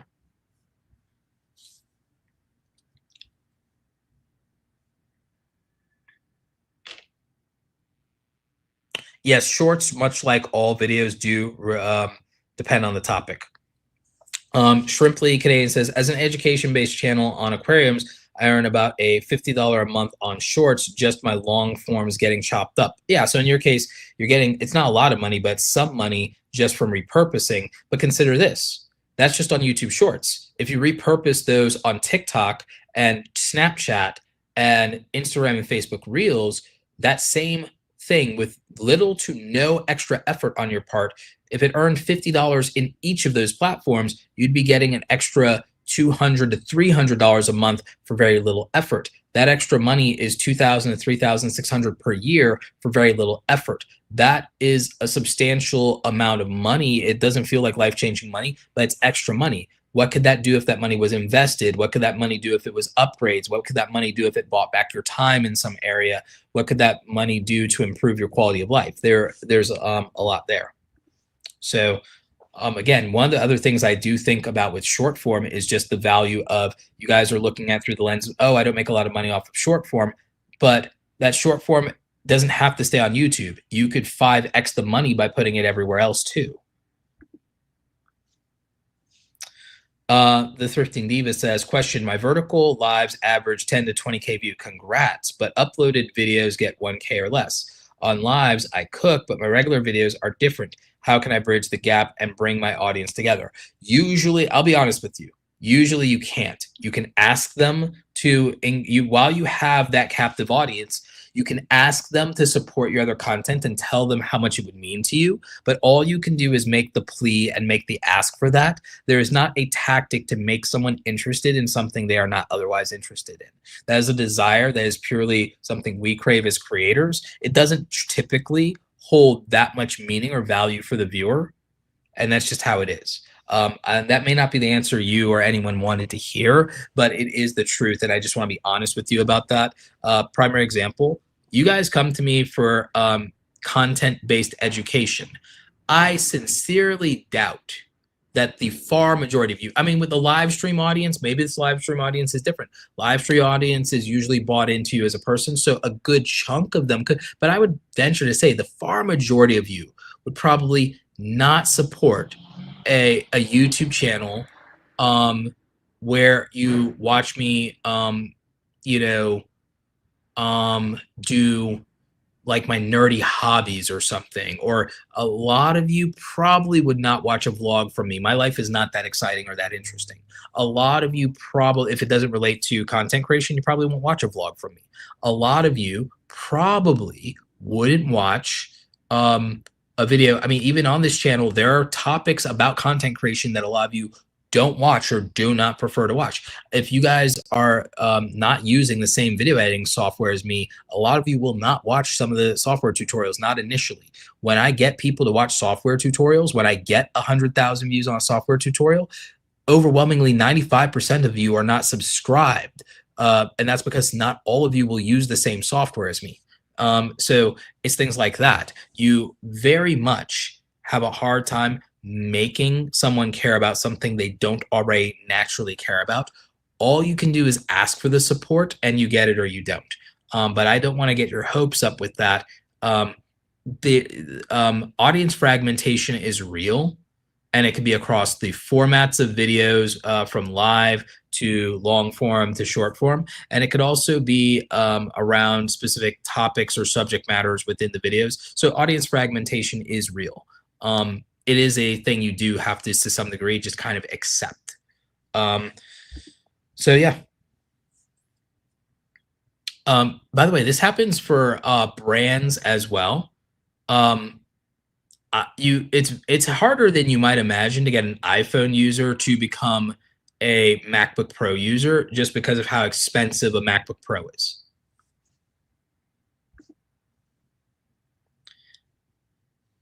Hey, Brian. Let's see. Oh, just dropping some support, not looking for a review. Okay, cool. Are playlists dead?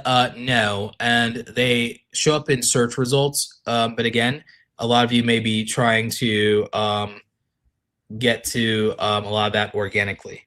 Let's see. Super chats and questions. So DePaul says, we did 2 back-to-back school shopping videos. One did well, the other flopped. I feel the one that flopped had a better thumbnail than the one that did better. Would like thoughts, see channel review for Sabines' Best World. Okay, I will look at that. Something to note there, though, is also the fact that when we think that something is good, that might be a bias we have towards our own taste. It could be a bias we have toward our own taste. And then on the other hand, it could be that our taste differ and we are not the same as our audience avatar. So looking at it, this channel's branding is excellent, by the way. Very impressed with it. For the growth, I'm actually fine with these numbers overall. Now, here's a thing on videos with you guys on outlier views. Obviously, collabs, and I don't think it just would work with collabs, with Shonduras' family. I think in general, collabs would work with you with other creators as well that don't have to be as big. But do keep in mind, you weren't able to absorb a big part of that audience. These thumbnails in many cases are 5 out of 5 or 4 out of 5 thumbnails. However, it is, and you would think that the topic selection would just automatically do views, but I'll tell you what it is. it's a what matters more, what matters most. So the Labubu thing is something that I would argue that adults are more into than the kids are at this point. The parents are more into Labubu than the children are. It's not the same thing as in our era as millennials and Gen Xers, where there was a whole thing with treasure trolls and beanie babies. In which case, I still would argue that the adults were more into it than the kids, but the kids could be into it because I remember it being a big thing at school. But out of these videos, here's what I would probably do. I would actually title more videos Daddy Daughter Day. And I will tell you why. Underserved audience with regard to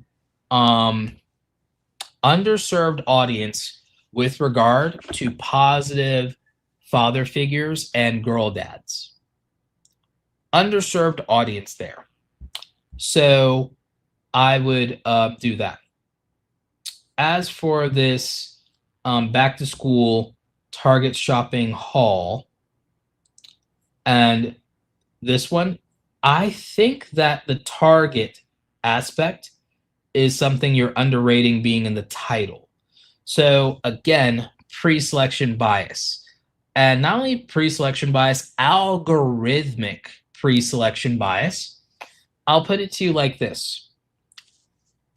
I believe that YouTube can identify viewers that have watched Target shopping haul videos and back to school videos around Target as a brand, even though you have the logo represented in the other video.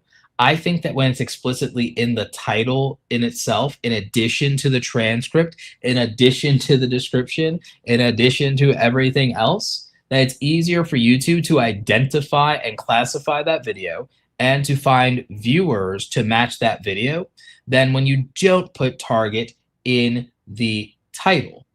I think that in the previous video, you felt that this thumbnail and the fact that this thumbnail is cleaner and it says back to school in it was going to do it. But I think that Target and third grade being in the title made all the difference in the world in how the video performed. That is my belief. And the reason I know this is because primary example of this is I coached a creator in cooking and food and shopping niche. You may be familiar with this creator, some of you. Back in the day, and I think one time, this is years and years and years ago, I think he actually did a public channel review here before, but I also coached him privately. It was Flav City Bobby. If you guys look up Flav City Bobby, or if you know who that is. And so one thing we figured out early on is that when you put like Aldi's and Trader Joe's and Walmart in the title, that the videos do much better. We also found out, having also studied with me being in the tech niche and such, that when there are more items present in the thumbnail of the video, when there's a bunch of items and it shows quantity of items, that those perform better. And I also learned that working with creators in the beauty niche, because I've worked with those creators as well. So having worked with creators in beauty, tech, makeup, fashion, gaming in terms of collectibles and such, and even people in the hobbies niche like Warhammer 40K, that we found out that when there are large quantities of items in a thumbnail, that the consumerism takes over and people click on videos where large numbers of items are represented. Hope Scope is a great example of this. If you guys have never checked out her channel, fantastic example of this. So again, Ryan, you guys' thumbnails are 4 out of 5, if not 5 out of 5 thumbnails most of the time. The photography-centric approach is correct. Some of this is topic and title selection, and also not realizing the things that produce the impression surfacing that you want, and also the things that are more likely to get clicked on. I would also look at the impressions that videos are getting in their first 24 hours and first 7 days. and compare first 24 hours and first 7 days of impressions rather than views. A lot of you focus a lot on views and click-through rates, but you neglect the fact that the impressions determine your fate. You cannot get a certain amount of views if you do not get a certain amount of impressions. And it's something that I don't think enough YouTube coaches and strategists talk about, is that the impressions largely control the fate of your videos. I have videos that have over 500,000 views that have a god awful click-through rate. So what happened? They got outsized impressions. They got tens of millions of impressions. So even getting a 1% click-through rate was more than enough to perform when I got that much exposure. So surface area of impressions actually matters. And I think people kind of understand that, but they don't think about why that is or what contributes to it. And the psychology of pre-selection bias and brand recognition and familiarity bias is strong. Also, again, our assumptions about the market can be off. So when you do videos that are about specific brands or locations, absolutely leverage the brand's notoriety in the title, and don't be vague or cheeky about it. Just put it in there straight up. When an audience or a market can be identified, leverage that identity. Third grade in this case, absolutely. Age, grade, profession, these things work. I get more views when I put small YouTuber in the title versus just YouTuber. I'm not joking. So that matters. When I put beginner, a lot of times I'll get more views because it's an identity-based market. It's someone pre-qualifying themselves. It's self-identification. It's self-filtering, and it's prioritization. So remember what I always talk about. I always talk about what are someone's priorities, preferences, prejudices, and problems. So if you go with those things, those are kind of a core four for selection bias. Then you can leverage that in psychology. Also, again, like I said, untapped market potential. I know you asked me specifically about the back to school thing. I brought up the daddy daughter day thing because you can use events and go daddy daughter day and then this thing, daddy daughter day, and that thing, and you will get outsized views on that because representation within a market vertical matters, and there's an underserved audience of positive male role models and of girl dads. That content is not saturated on YouTube. You would not believe how underrepresented it is. It's massively underrepresented, especially when it comes to Black fathers. So those things are a wedge in the market that you absolutely can use to scale the potential here. So it's something to think about.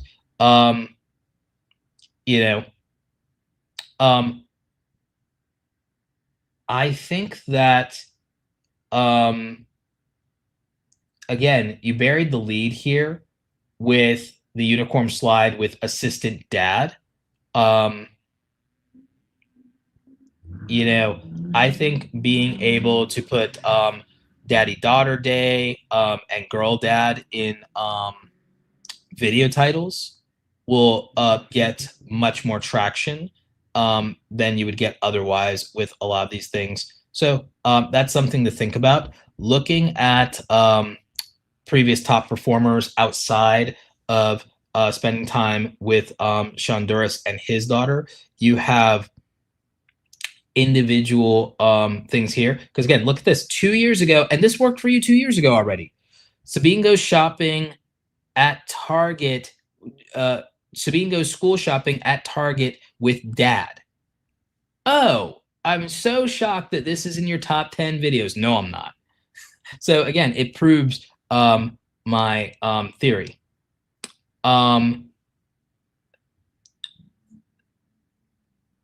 This idea of wish fulfillment is also a really strong idea. That's something I would do. And then here, look, here's another daddy daughter day video, and it's in your top 10, proving my thesis. Yet again, this is a 3-month video. And again, it also has this element of wish fulfillment. She plans the perfect daddy daughter day. 8-year-old picks everything. So again, it's talking to everything I said, the identity, 8-year-old. So that's age. That's oh, my kid is that age too. How old is your kid? Da, da, da. That's how the thing works, right? Daddy daughter day. Oh, just like I said in the thumbnail. Wish fulfillment, just like I'm sorry, in the title, just like I said, wish fulfillment. So everything I said, uh, working out there. Here's a previous video that's again, it's not in your top, it's in your top 10, not in your top 8. And what does it have here? It specifically calls out that it's Target. Specifically calls out that it's Target. Unleash back to school gems A to Z style at Target with Sabine. Okay, there, boo. Sabine, epic birthday adventure at Chuck E. Cheese. Specific location, well-known and established brand. Boom. So again, this is why these things are working, and these are your outliers that are not tied directly to a collaboration. And so I've specified why they work. You can replicate and double down specifically and exclusively on what is working here. So again, a lesson to a lot of you is that sometimes our own preferences and biases make us overlook what is proven and working on our channel in terms of our outliers. And there are subtle things that we don't know. Also, the culture of YouTube has so emphasized thumbnails that we overlook the role that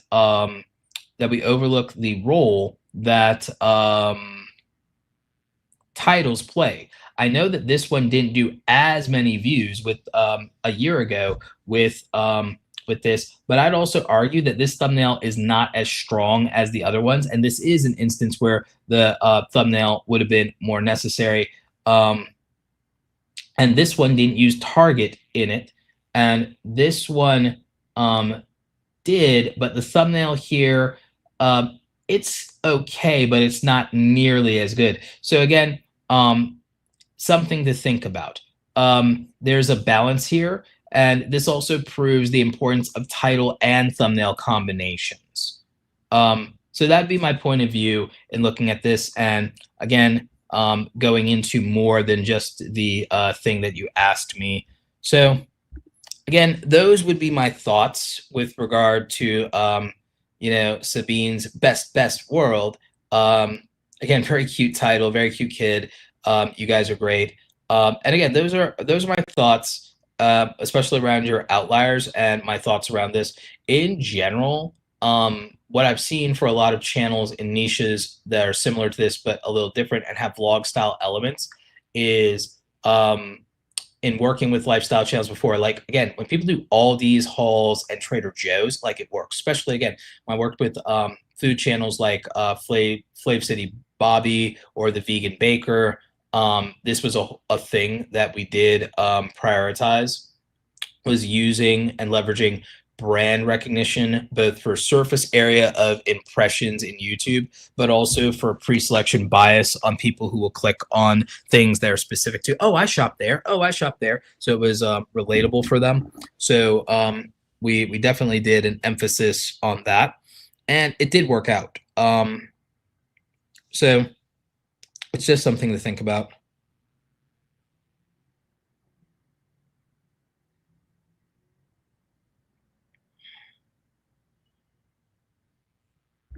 Yep.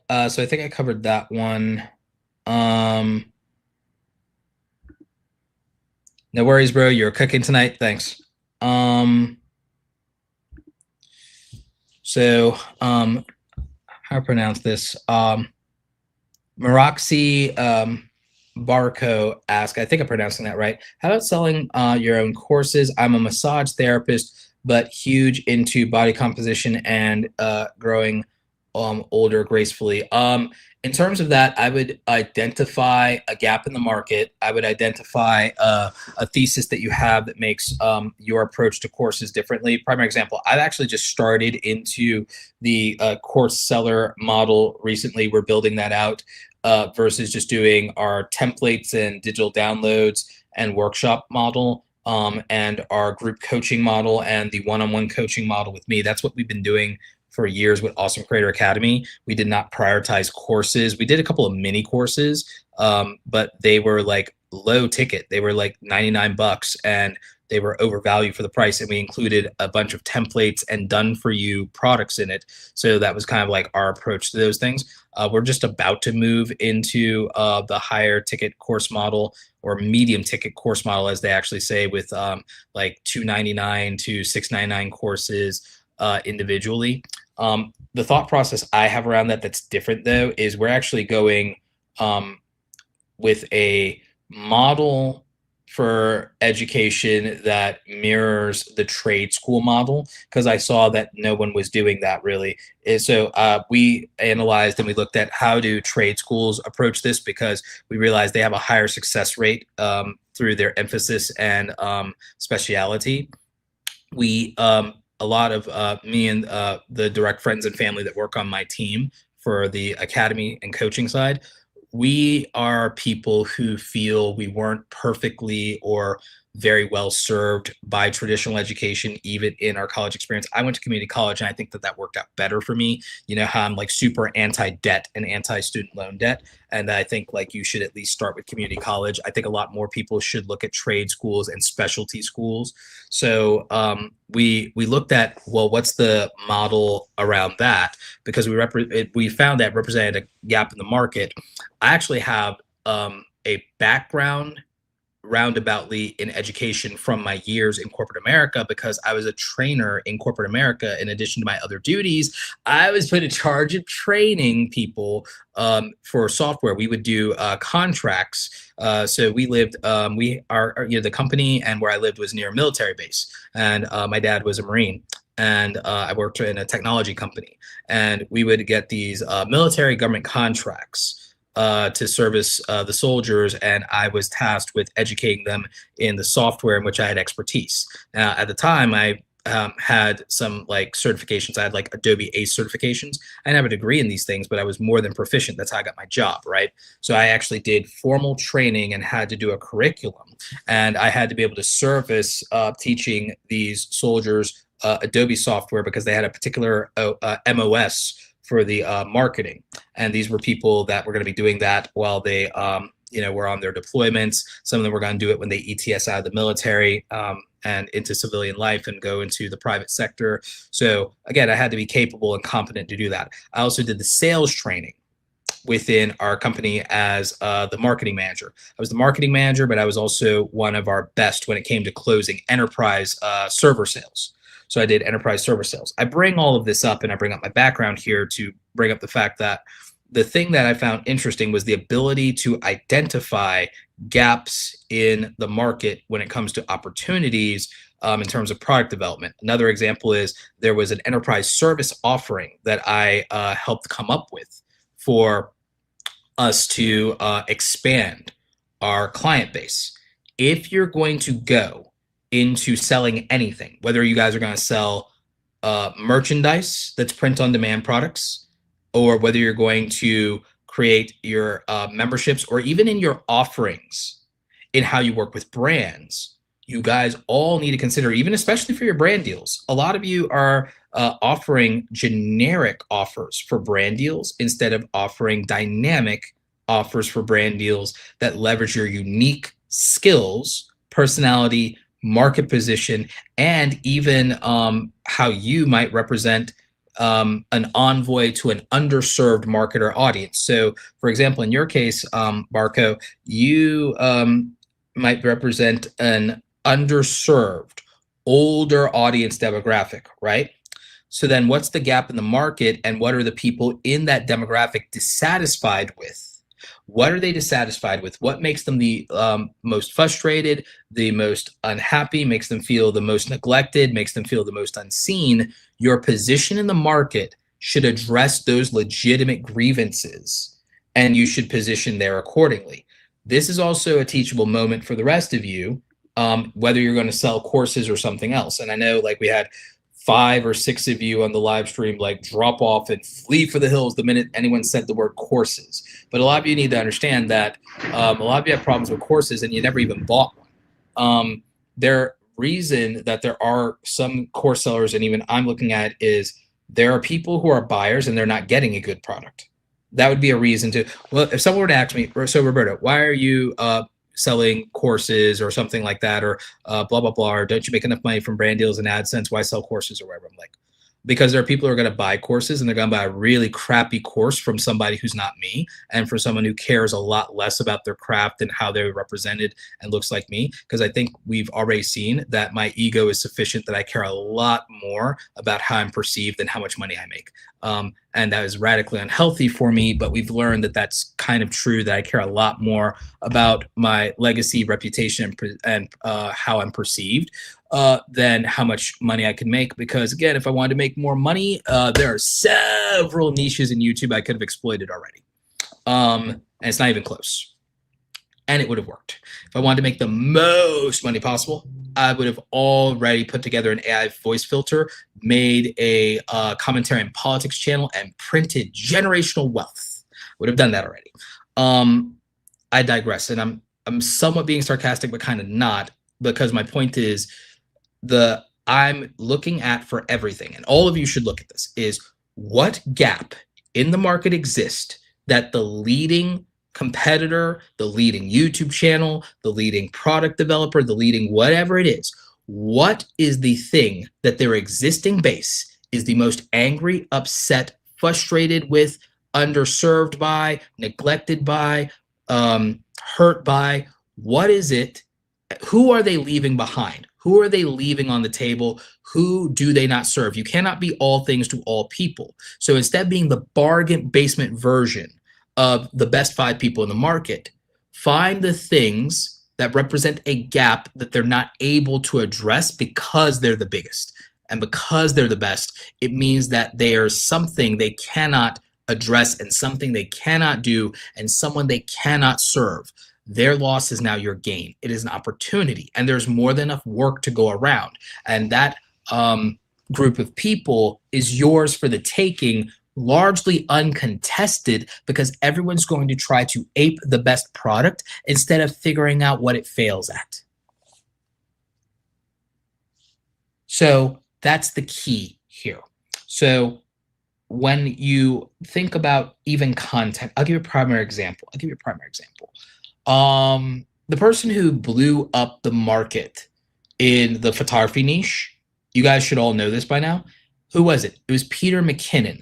Why? Why was Peter McKinnon, when there were already so many established, successful YouTubers, why was Peter McKinnon able to blow up and change the entire genre of photography YouTube? I'll tell you why. Because aside from Jared Polin, photography YouTube was dominated by largely professional wedding photographers who were overly formal. They didn't have bad personalities. Some of them were very interesting. Some of them were very quirky. But again, they still felt a lot more stiff. Here comes, what's up, guys? It's Peter McKinnon here with another video.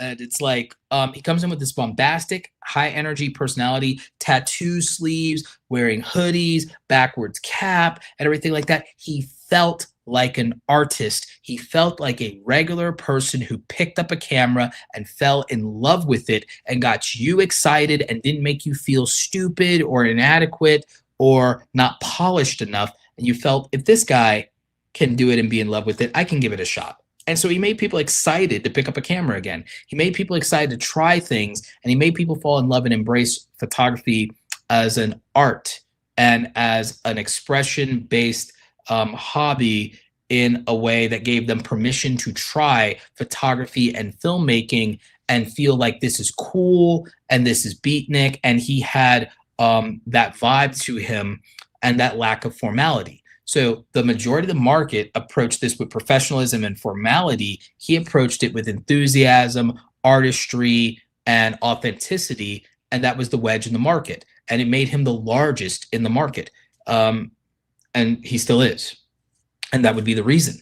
And so again, if someone understands who the underserved audience is, they have the ability to be a disruptor.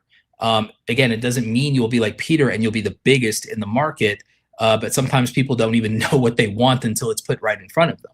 And it's because no one else is doing it. So when people zig, you zag. Another example of this is even with me. If I just literally go back, everyone's going with a largely a higher editing burden and quality over quantity approach instead of a value and volume approach in my niche. That was the hole that I filled. No one is filling that hole now. If I spin the block and I do that, then I think it definitely works.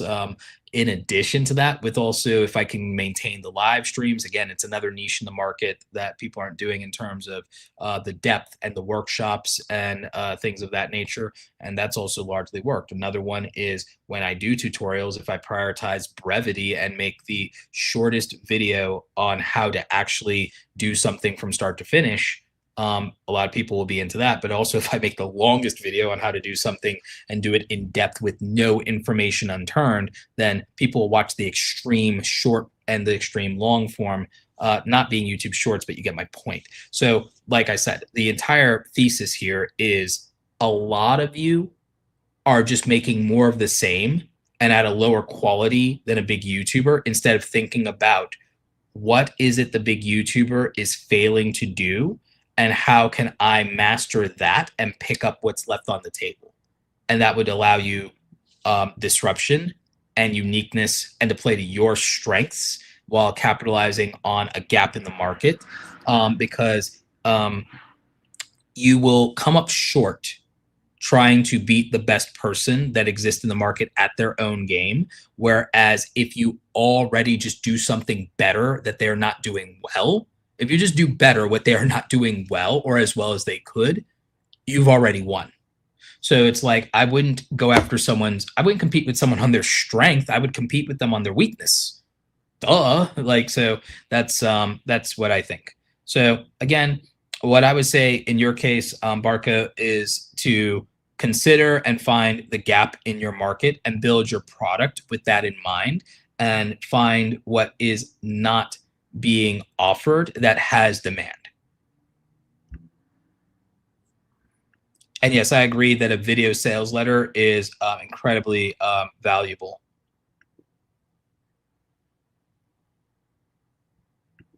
Power of History says, Roberto, thank you so much for being a very helpful person. Yep, absolutely.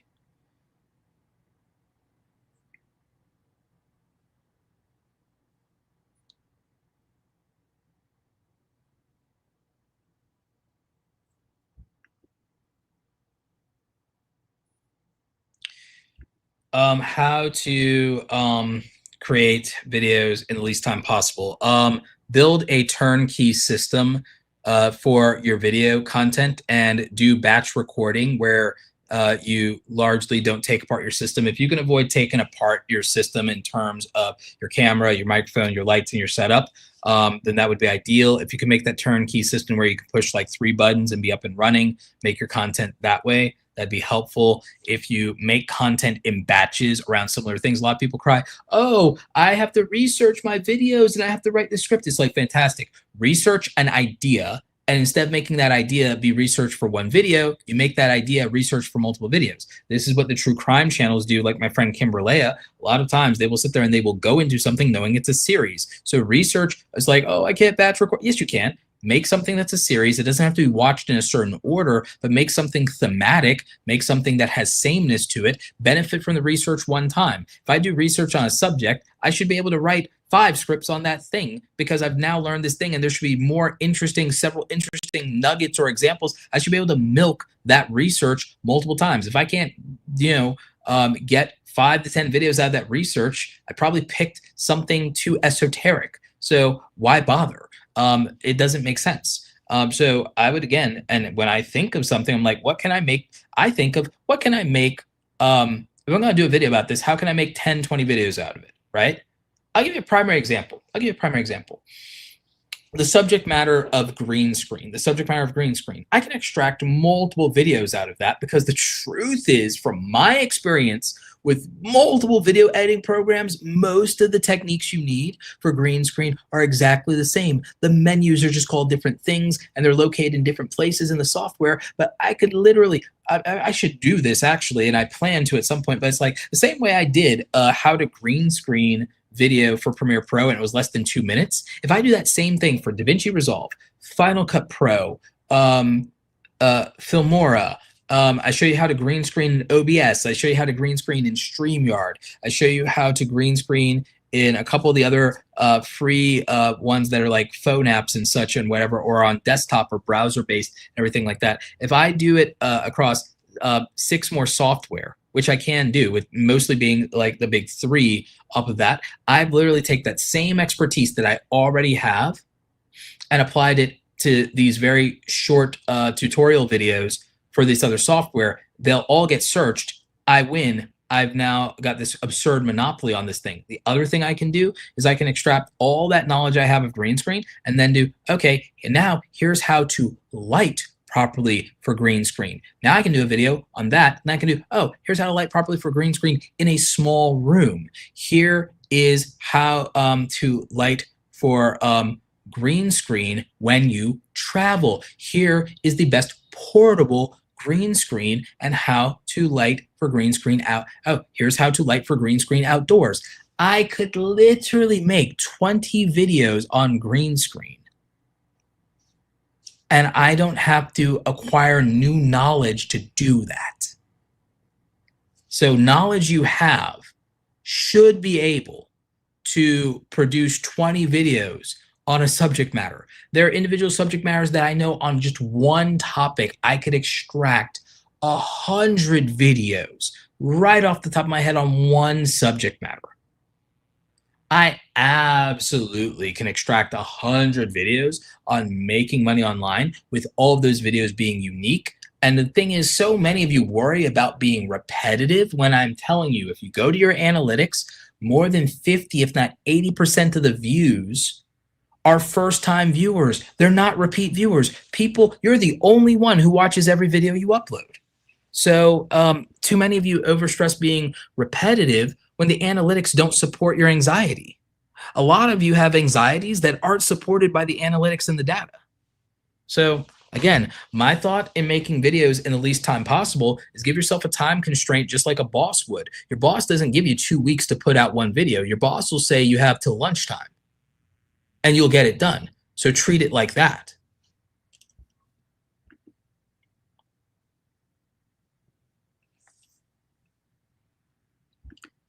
Justin says, just reposted the stream. Appreciate you, Justin. Shout out to the community over on X.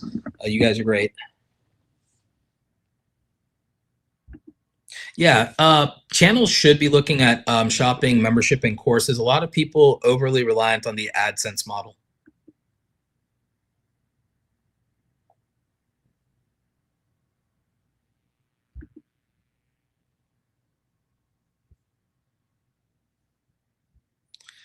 If you're trying to figure out your niche, figure out something that there's an audience for, so that represents demand. Figure out what you're passionate about, but only if you're also good at it and can serve that market in a way that they will accept. And then figure out how to make the most on monetization and the best business model for this. This exercise is called Ikigai. Ikigai helps you determine your best niche.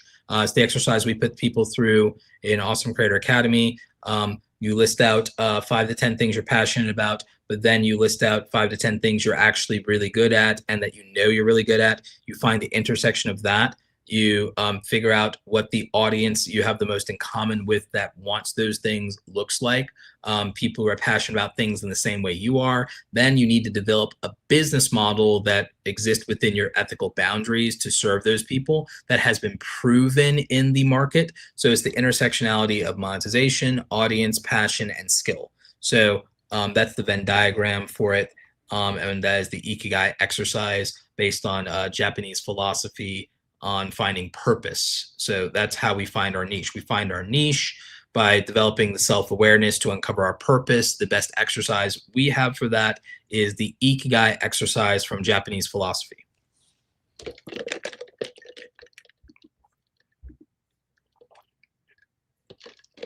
Looks like we have our last 2 reviews in. We have over CRPC hardware, and then we have Max Hietpas. So we'll make sure we get to those. I'm gonna need something to drink here in a little bit. After this, I'm gonna have to probably go downstairs and get another drink. I think I ran through the complimentary ones that they give you here at the hotel. Yep, this will be recorded. Yep. Let's see.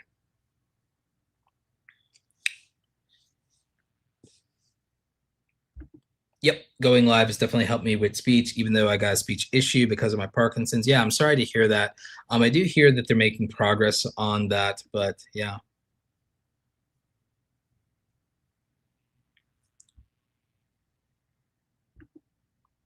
The blueprint says been following you since 2024, 2014. Nice, yeah. Yep, back in the day.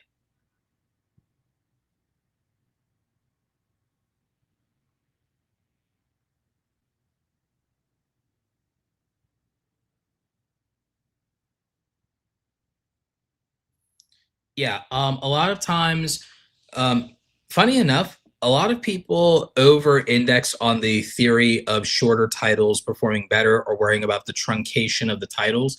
Interestingly, yes, that is to some degree a click bias for viewers. However, my previous experience, and if you look at the things that have the most views from me, the titles that have the most views on my channel, both in terms of live streams, both in terms of long form regular videos. I haven't made enough shorts for this to matter yet. We do have a plan for me to make like 100 shorts in 100 days at some point. We're going to do some experiment with that on this channel instead of one of my secondary channels. We're just going to do it here at some point. But one of the things we look at is we look at how many impressions did I get from doing something instead of just how many views, but we also look at the views, right? And we noticed that there was a correlation between things I was doing and then getting more impressions. And we found that if you look at views, I did not get less views doing longer titles. I just didn't. Now, there are exceptions to the rule with that for entertainment channels.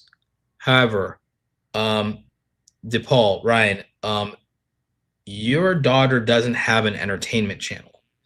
Your daughter has a lifestyle channel. Your daughter has a lifestyle brand, believe it or not, that you have been thinking of as an entertainment channel. What you guys have with your vlogs, and what you have with your daughter, who has is wonderfully blessed to have a girl dad, is you guys actually have a lifestyle channel with an entertainment slant. So you guys have a hybrid channel. You guys are my category 4 channel. So a category 4 channel is a hybrid channel. In your case, your category 4 channel is a lifestyle brand with an entertainment slant, and you guys film in the vlog style aesthetic / reality TV aesthetic. And this is why I'm building out for something that I'm going to call creator case studies. This is why I built out things like the creator niche matrix, the creator style matrix, and such is, and why I have these different classifications for creators of, okay, are you an entertainment channel? Are you an education channel? Are you a lifestyle channel? Or are you a hybrid? So we have the 4 categories. And then there are the hybrid variants. So the hybrid variants, you guys are a lifestyle channel first and an entertainment channel second. And then your style of videos are in the vlogging aesthetic style with some cinematic components. So the understanding of what you are and what you have is important, because then you're able to read into things differently. That being said, for lifestyle channels and for education channels, title length does not need to be short. This is something that leans to pure entertainment channels. Edutainment channels, channels that are education first with entertainment slant, don't even use short titles and win. They don't have to. Their titles can be long as hell, and it works. So keep that in mind. The specificity in titles, in addition to the information, the transcript, is what your initial impressions. A lot of you go, no, impressions, Roberto, YouTube itself says impressions come from retention and watch time and click-through rate performance. Interesting, because you don't have any of those when you first upload the video, and when it's going through its testing phase, it doesn't over-bias that at all. It only has at initial upload. The only thing it can go off at initial upload until you put in your thumbnail and until you put in your title that leads to that click-through rate, it has to go off of what? It has to go off your transcript, and then it has to correlate its transcript with the title for accuracy to make sure you're not clickbaiting and lying. And why do I know that? Oh wait, I managed an ad budget for you. I managed a Google ad budget. I was Google ad certified, and when I had to build landing pages for Google, who owns YouTube, for the company I worked at to sell high ticket enterprise server hardware to businesses, we had what's called a trust and authenticity score that Google gave that determined how much money we had to spend on our ads. And it meant that our landing page's content, the written content, the thing that makes up a YouTube script, our landing page's content and the title of our ads and the text of our ads, which you could also think of as YouTube's titles and descriptions right there, had to be evaluated and had to match the content on our landing page in a way where it could figure contextually that we weren't lying and misleading our customers. And then it would give us a score on quality, trust, and authenticity. And depending on what it gave us as a score would determine the value that it placed on our credibility. And then it would give us a better or worse rate on how much money we had to spend on ads per click or per impression. So it would determine that. That's the advertiser side. By the way, knowing how that system works and that Google owns YouTube, I intuited that YouTube's surfacing and impressions algorithm, which it gives you free distribution on, is not going to be that radically different than the system it makes advertisers pay for, because why would it be? So if you're wondering why I know what I know, if you go to the paid customer side of the platform, which Google ads and YouTube ads are the same thing, it's just that YouTube's ad appliance system as a modern UI, because people hate the outdated UI of Google ads. It's the same backend system though for the advertiser marketplace across all of Google's owned properties, including the Android network and DoubleClick and so on and so forth. And Neil Mohan was a high level over in DoubleClick when YouTube acquired that. Well, Google acquired them. Google acquired DoubleClick because it was a competing ad appliance. I digress. That's the history of the industry. I'm making my point. The point is that the meta around the psychology of what people will click on and the culture of YouTube as dictated by the 25-year-olds that get all the views in YouTube and absorb 90% of all the traffic in YouTube tells us something that isn't as informed by first principles and context of how it would apply to you. So a lot of you are chasing the YouTube meta as dictated by the trends and tastemakers that are 25-year-olds that cater to 15-year-olds. But no one's ever bothered to explain to you the underlying principle of it, because it's a long and boring lecture that only someone like me would do. And it's not particularly helpful to the majority of YouTubers that represent that under 25 audience that caters to the under 15 audience anyway. So, and none of this information that I give will help you go viral. So, that's why no one wants to talk about it. But this is how it actually works. And I know this because whenever I publicly talk about it and then ask anyone at the company to check me on it, I always clear. So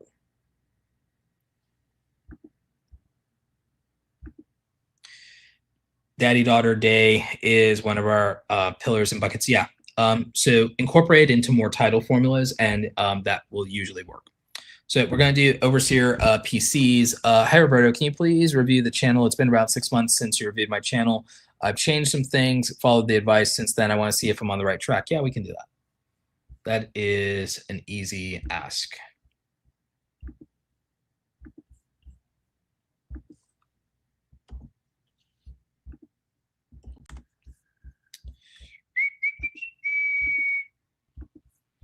I'm just trying to catch up a little bit on the chat, but we are going to prioritize getting to the channel reviews and wrapping up, because it's getting a little late out here.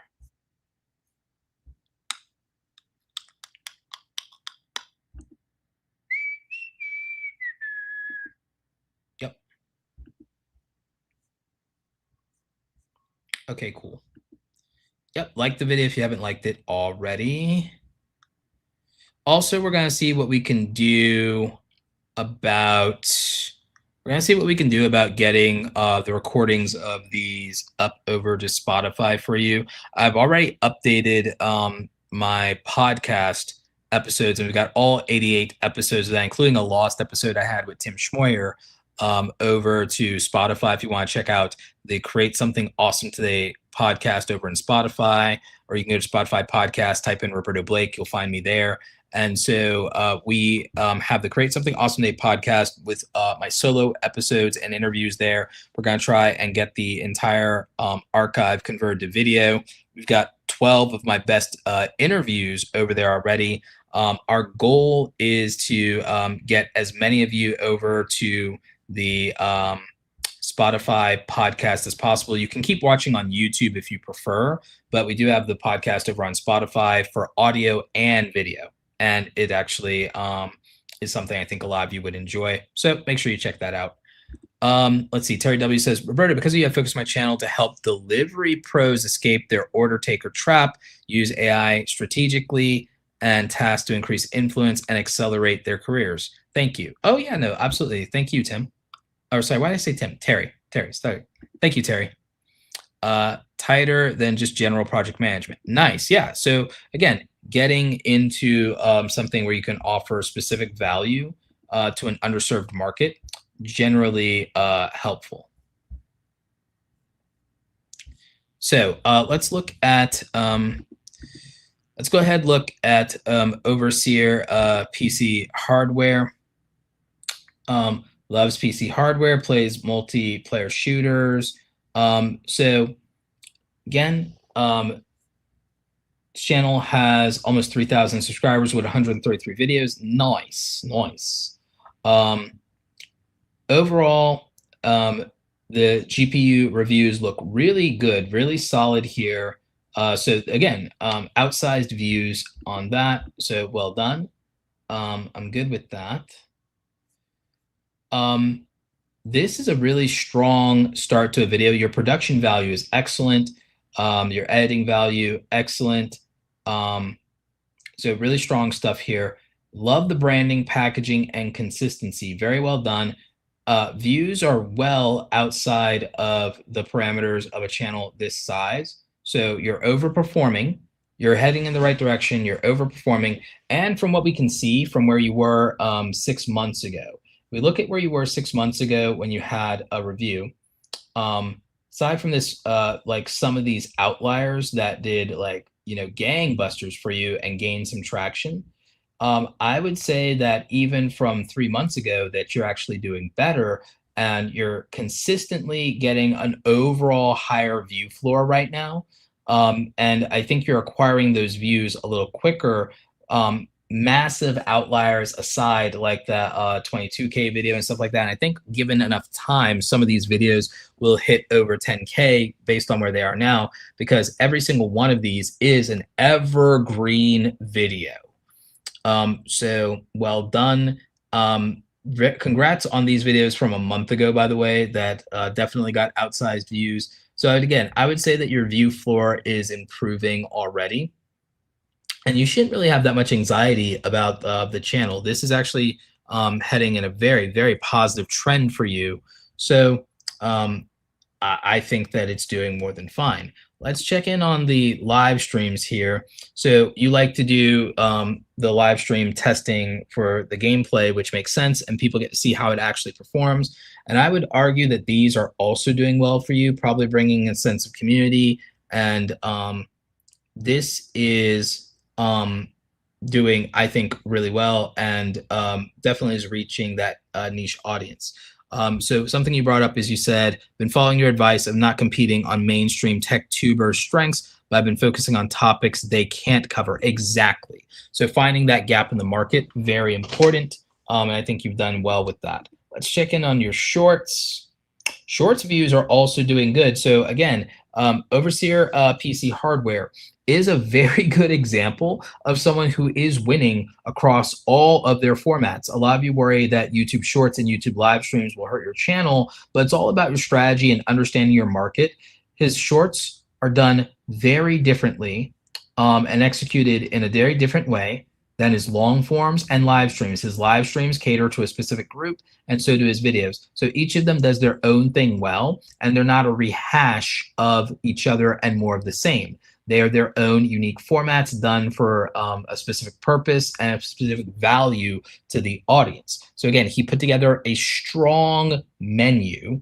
And again, there doesn't necessarily need to be overlap. It's just moving different inventory. So again, this is a channel that has, I think, mastered all three formats in terms of videos, short form, and live streams effectively, and is overperforming across all three sectors. So again, very well done, very well executed, a great example for all of us. So again, I don't have any main specific criticisms here. Again, my answer is to continue to double down on this. As it is. I would double down on this as it is. I would do some research and try to get ahead of some things that people might have anxiety with regard to certain components.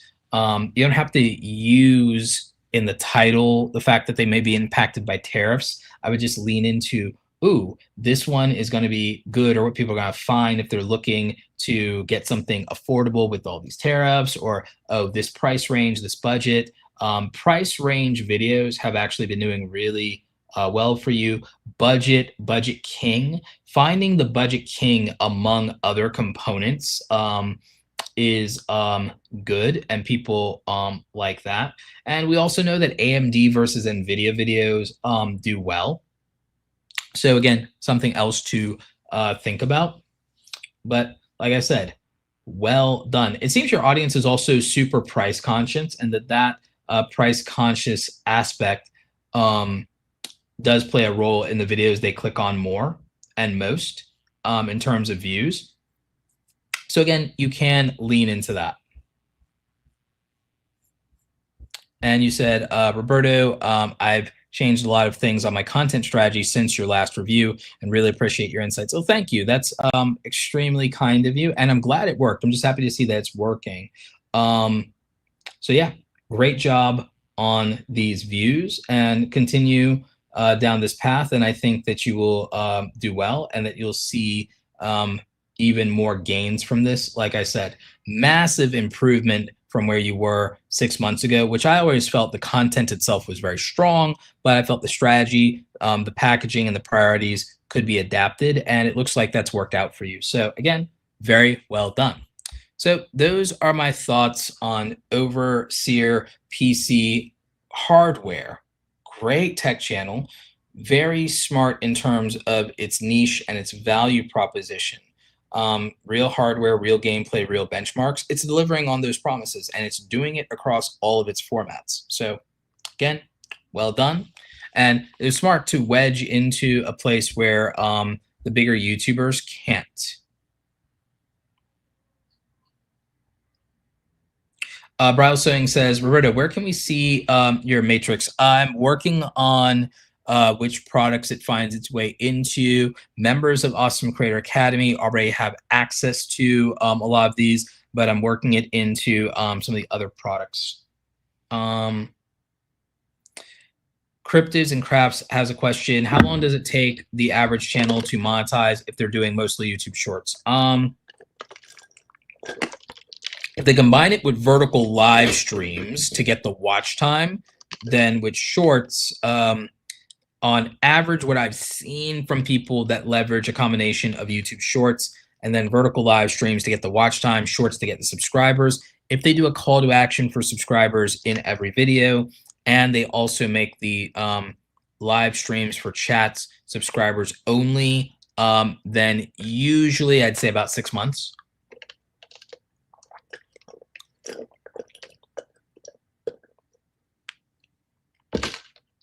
Yeah, so I think we got all the questions. We have one more channel review. We got the questions. We got the super chats.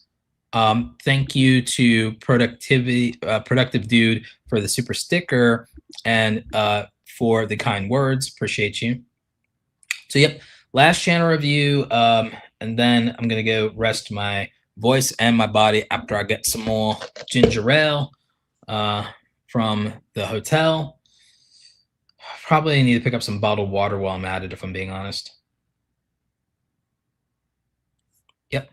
So next up, we have Max Hietpas. Hietpas, I think I'm pronouncing that correctly. 7,700 and change subscribers, 199 videos. Very good.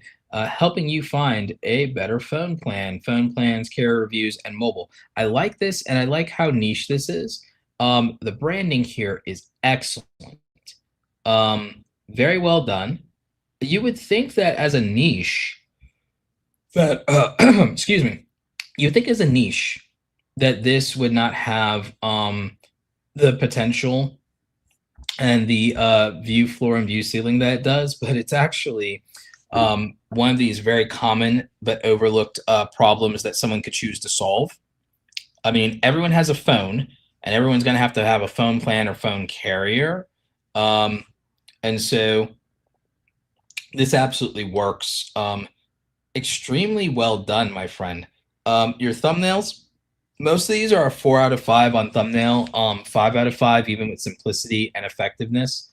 I would say that your review and worth it this style thumbnail is, I'm going to count it as a 5 out of 5 because even though it is so simple, it is super effective, it is super clean, it is perfect for what it is. And again, proof's in the pudding. Look at how quickly it accumulates views and performs. Priority test, brilliant in terms of priority test. I would do some kind of connectivity test. You did one for cellular speeds. This is smart. Very, very good. You also, I think, took some inspiration and smart inspiration from the thumbnail style of Marquez Brownlee. Also, tech, you're starting out strong. It's a niche you can grow into indefinitely. This was really well done 6 months ago, the insane value thumbnail. Look at the views on that, 20,000 views. Great job here. I know that sometimes you'll want to do thank you videos for your audience. Best way to approach that is to just probably do them as YouTube live streams when you want to do them, and just do like kind of a marathon that day and do a live stream and thank your audience. Post it in the community tab. Doing it for a regular YouTube video, it's just going to underperform. It's not going to kill the channel or anything like that, but you're just better off just doing it as some kind of live stream for your most engaged audience. Yes, see, going back to your older videos, you've come a long way, but the bones of a good channel were there even a year ago. And this is smart that you went in this direction versus just competing with everybody on tech YouTube for regular product reviews. So continue to lean into these phone plans. I would even consider maybe which carrier has the best app or the best bonuses. Actually, the best bonuses and perks is probably one that could be good. So it looks like you've been doing this for a while, since you were young, and that you're really into it. So again, very smart. If you can make sure that your consistency cadence is at least 2 to 4 videos a month, that's probably going to be the right thing. Your quality is excellent, both in production and in editing. You've got real skill here. I would say if you wanted to make extra money, you probably can make money if you're not already editing for other content creators. And your editing is really good. Your production is good. Your sense of structure seems like it's excellent. Um, your thoughtfulness and approach, you will likely at this point, if you branch into later when you're older, if you use what you are doing here, because I think you should keep going with this. 7,000 subscribers is not small, by the way. You just need to get to 10,000 and you will have beaten 97% of the channels that have ever done YouTube. If you just get to 10,000 subscribers, young man, you'll do great. And then use the lessons and things from that. At some point in the future, do another channel in the future when you're a bit older, that focuses on tech YouTube, the general tech YouTube, and find a way to disrupt regular tech YouTube. Your existing fan base will cross over to a general tech channel for this. Actually, believe it or not, you're in that position. But when you're older, cross over to general tech YouTube, and you can disrupt that market, and you'll be able to compete in that market when you're older with the foundation of the skills you're building with this very niche channel and everything you're learning. Continue to pursue this. And again, when you're like on your way to college, that would be about roughly the right time to move into more general tech YouTube.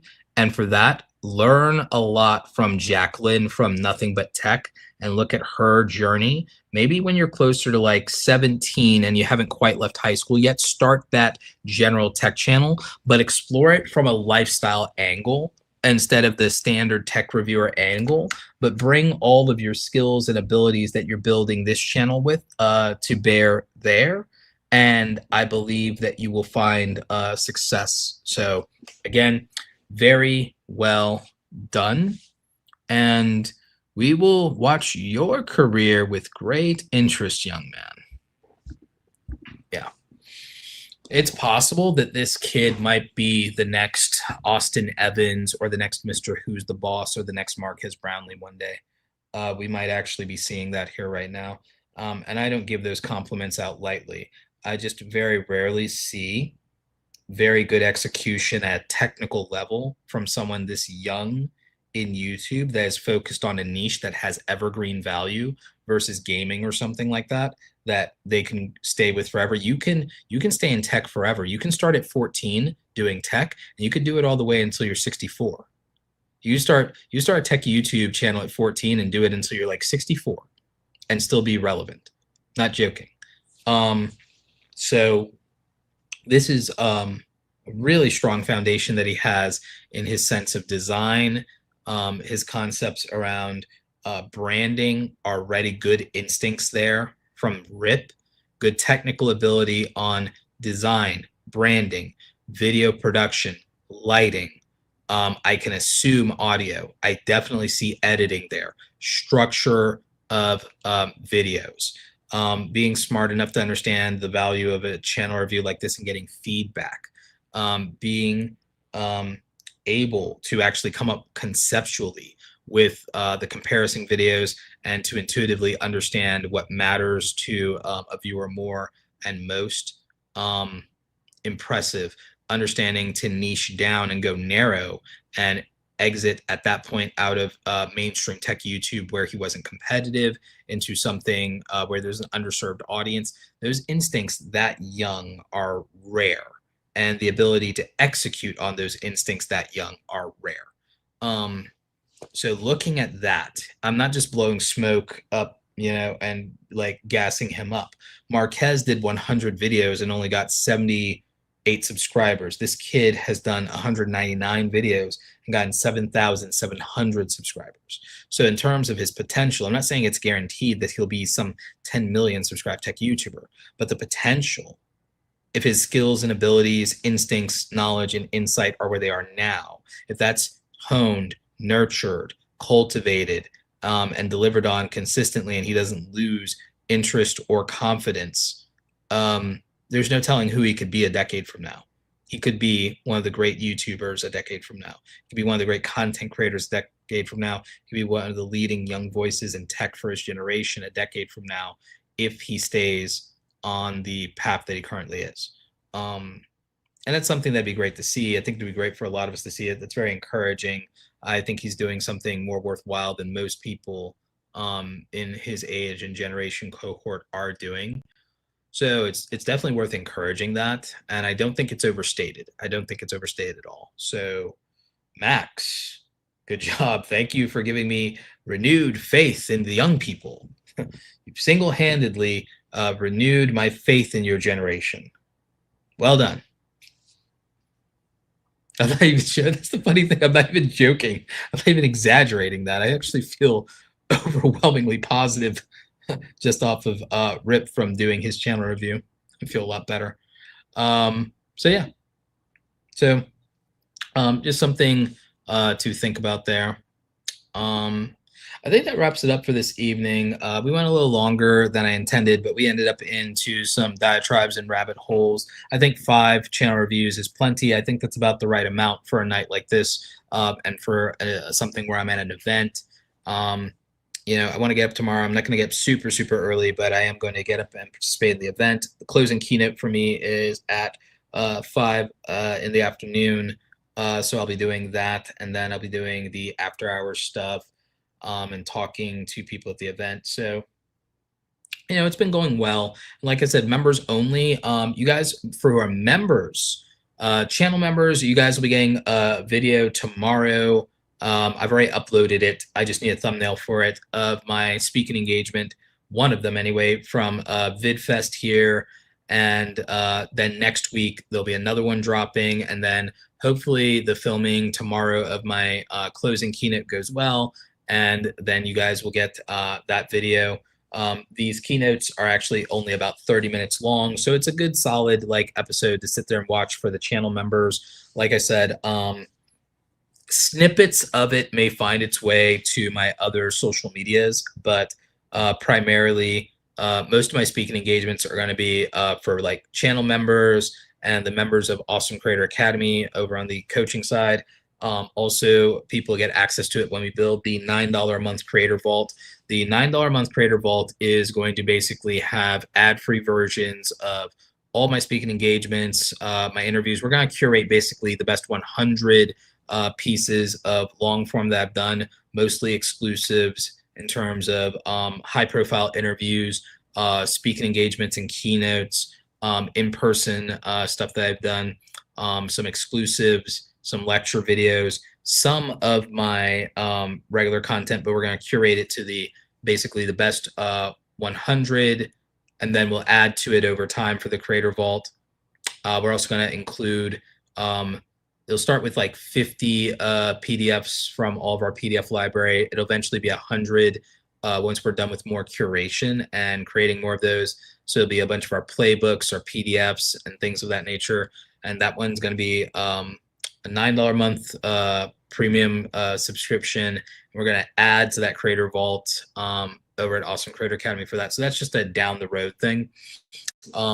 It'll basically be a variation of the YouTube channel membership thing where we add more value because there'll be more assets over there. But the other part of it, it is my long-term strategy to deal with the fact that YouTube takes 30%, then Apple takes 30% on the payment processing side if you use an Apple device, and then you have the wonderful government take 20% of what's left of that. So my hedge is making more stuff where I have less hands running my pockets. Yeah. Advice that I would recommend to the rest of you as well, by the way. Advice that I would recommend to the rest of you as well. Business-wise, I would recommend more of you as content creators. Look into your off-platform forms of revenue because, again, I love YouTube and I love platforms, but in general, platforms, you have your rev share with them. Then with the majority of people using Apple devices, you pay the Apple tax, or rather it's taken out for you. Then you have to do government taxes at the end of the year or quarterly or however you're doing it. So how many people do you want running your pockets is the question for the exchange of convenience. So again, my advice to creators, and I'm putting this in the second book that I'm writing, I'm 40,000 out of 60,000 words through that book. I want to try to finish it here before the end of fall. I want to try to get the book out before the end of the year. The original plan was to release it at the end of October. We might end up pushing the book to November or early December now, because I just keep adding more to it, because it's already now 40,000 words, which is about the length of my first book. So I've already written the equivalent of a whole book, but I feel like for filling it out, I think it's going to end up being 55 to 60,000 words. So I have to finish that. Hopefully it's done in September. Then it goes out to my editor. I want to give her at least 3 weeks to work on it. Then it goes to the graphic designer for internals. I've done the draft of the book cover. They'll finalize it. We'll package it up together. It would have been nice to have it ready for Vid Summit, but if it's not, I'm not going to rush it. I actually rushed out some aspects of the first book and pressured my previous editor to rush it to get it out for Vid Summit. I wish we had cooked it just a little bit longer, because then we wouldn't have missed like the 12 grammatical or spelling errors in the 40,000 word book. Is like, it has 12 of them, and the only negative reviews I have are literally people nitpicking at me over that, which is annoying. But I've literally read books that were published by like big labels that have the same number of errors. So I'm like, whatever. I digress. But yeah, it would have been nice to have it out for Vid Summit, but if I don't, I don't. But I'm not going to rush it and undercook the book this time. This time we will shoot for perfection, knowing we'll fall slightly short of it, but still better than last time. And that's kind of the thing. We will have the ability for people to pre-order it at Vid Summit, but that's the most we can do, is just try to get pre-orders. But yeah, so that's what I'm working on. What else are we working on? Like I said, more episodes of the podcast to come soon. Hopefully, I think there's like 1 or 2 interviews we'll do here, maybe tomorrow. We're definitely going to do multiple interviews while at Vid Summit. So that will be heavily impactful. When I get back, we're going to do more solo episodes of the podcast, probably as a live morning show on the podcast channel. And like I said, even with these channel reviews and workshops, we're going to move copies of these over for audio and video over to Spotify for people to enjoy them over there. So yeah, look forward to that. Anyway, you guys, it's been great. Stay awesome, and we will see you hopefully next week for another round of channel reviews. Take care.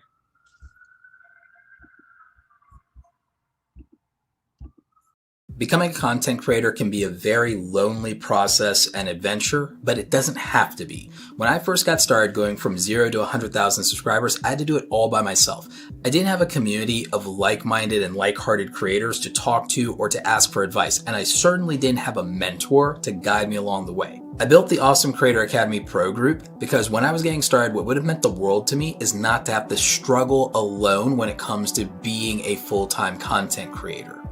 If I had had a community of creators that I could talk to and share information with, I would have avoided a lot of mistakes in my early career, and there would have been opportunities with brand deals where I would have gotten a better understanding of how to negotiate, and I wouldn't have undersold myself. I wouldn't have been taken advantage of in those early situations. So in the Awesome Creator Academy Pro Group, myself and our co-instructor Andy Rivera, we meet twice a week for office hours with our creators, and we share information, we talk about how we're building our creator businesses, and we offer constructive criticism and critique on the things that we're working on for our projects. You'll be part of a community of usually around 100 like-minded creators who are taking this seriously just like you are. You'll also have all access as a pro group member to all of our past, present, and future courses, training, templates, digital downloads, and swipe files. You have full access to our creator blueprints where you'll see our systems and the frameworks that we use to execute. You know, you always fall or rise to the standard of your systems. A lot of people really underestimate how important that is. We have digital download templates that can help you so you don't have to start with a blank canvas. These done for you files are actually incredibly helpful, especially for things like your thumbnails, your media kits, and anything you need for your branding as a content creator to look professional. We have email swipe files that help you with reaching out to brands. We have great information in helping you price yourself and build your packages appropriately. And remember, as part of the pro group, you have the opportunity to ask questions from myself and all the other creators participating. And so this means that if you need to ask questions about a negotiation or a brand deal, there's something you're not sure about, you're trying to find a better monetization opportunity with merch or affiliates, you have people who have done it before, who are already making money that you can reach out to for advice. As I said, when I was starting out and I was flying solo, this is the thing that I wish I'd had the opportunity to be a part of, and it would have made all the difference in the world in helping me be an even more successful content creator. If you have questions, you can always reach out via support. We're happy to help you figure out if the pro group is right for you. Also, we do have the opportunity for you to become a VIP member if you also would like quarterly one-on-one coaching with me directly. Now go out there and create something awesome today, and hopefully we'll see you in the pro group. Take care.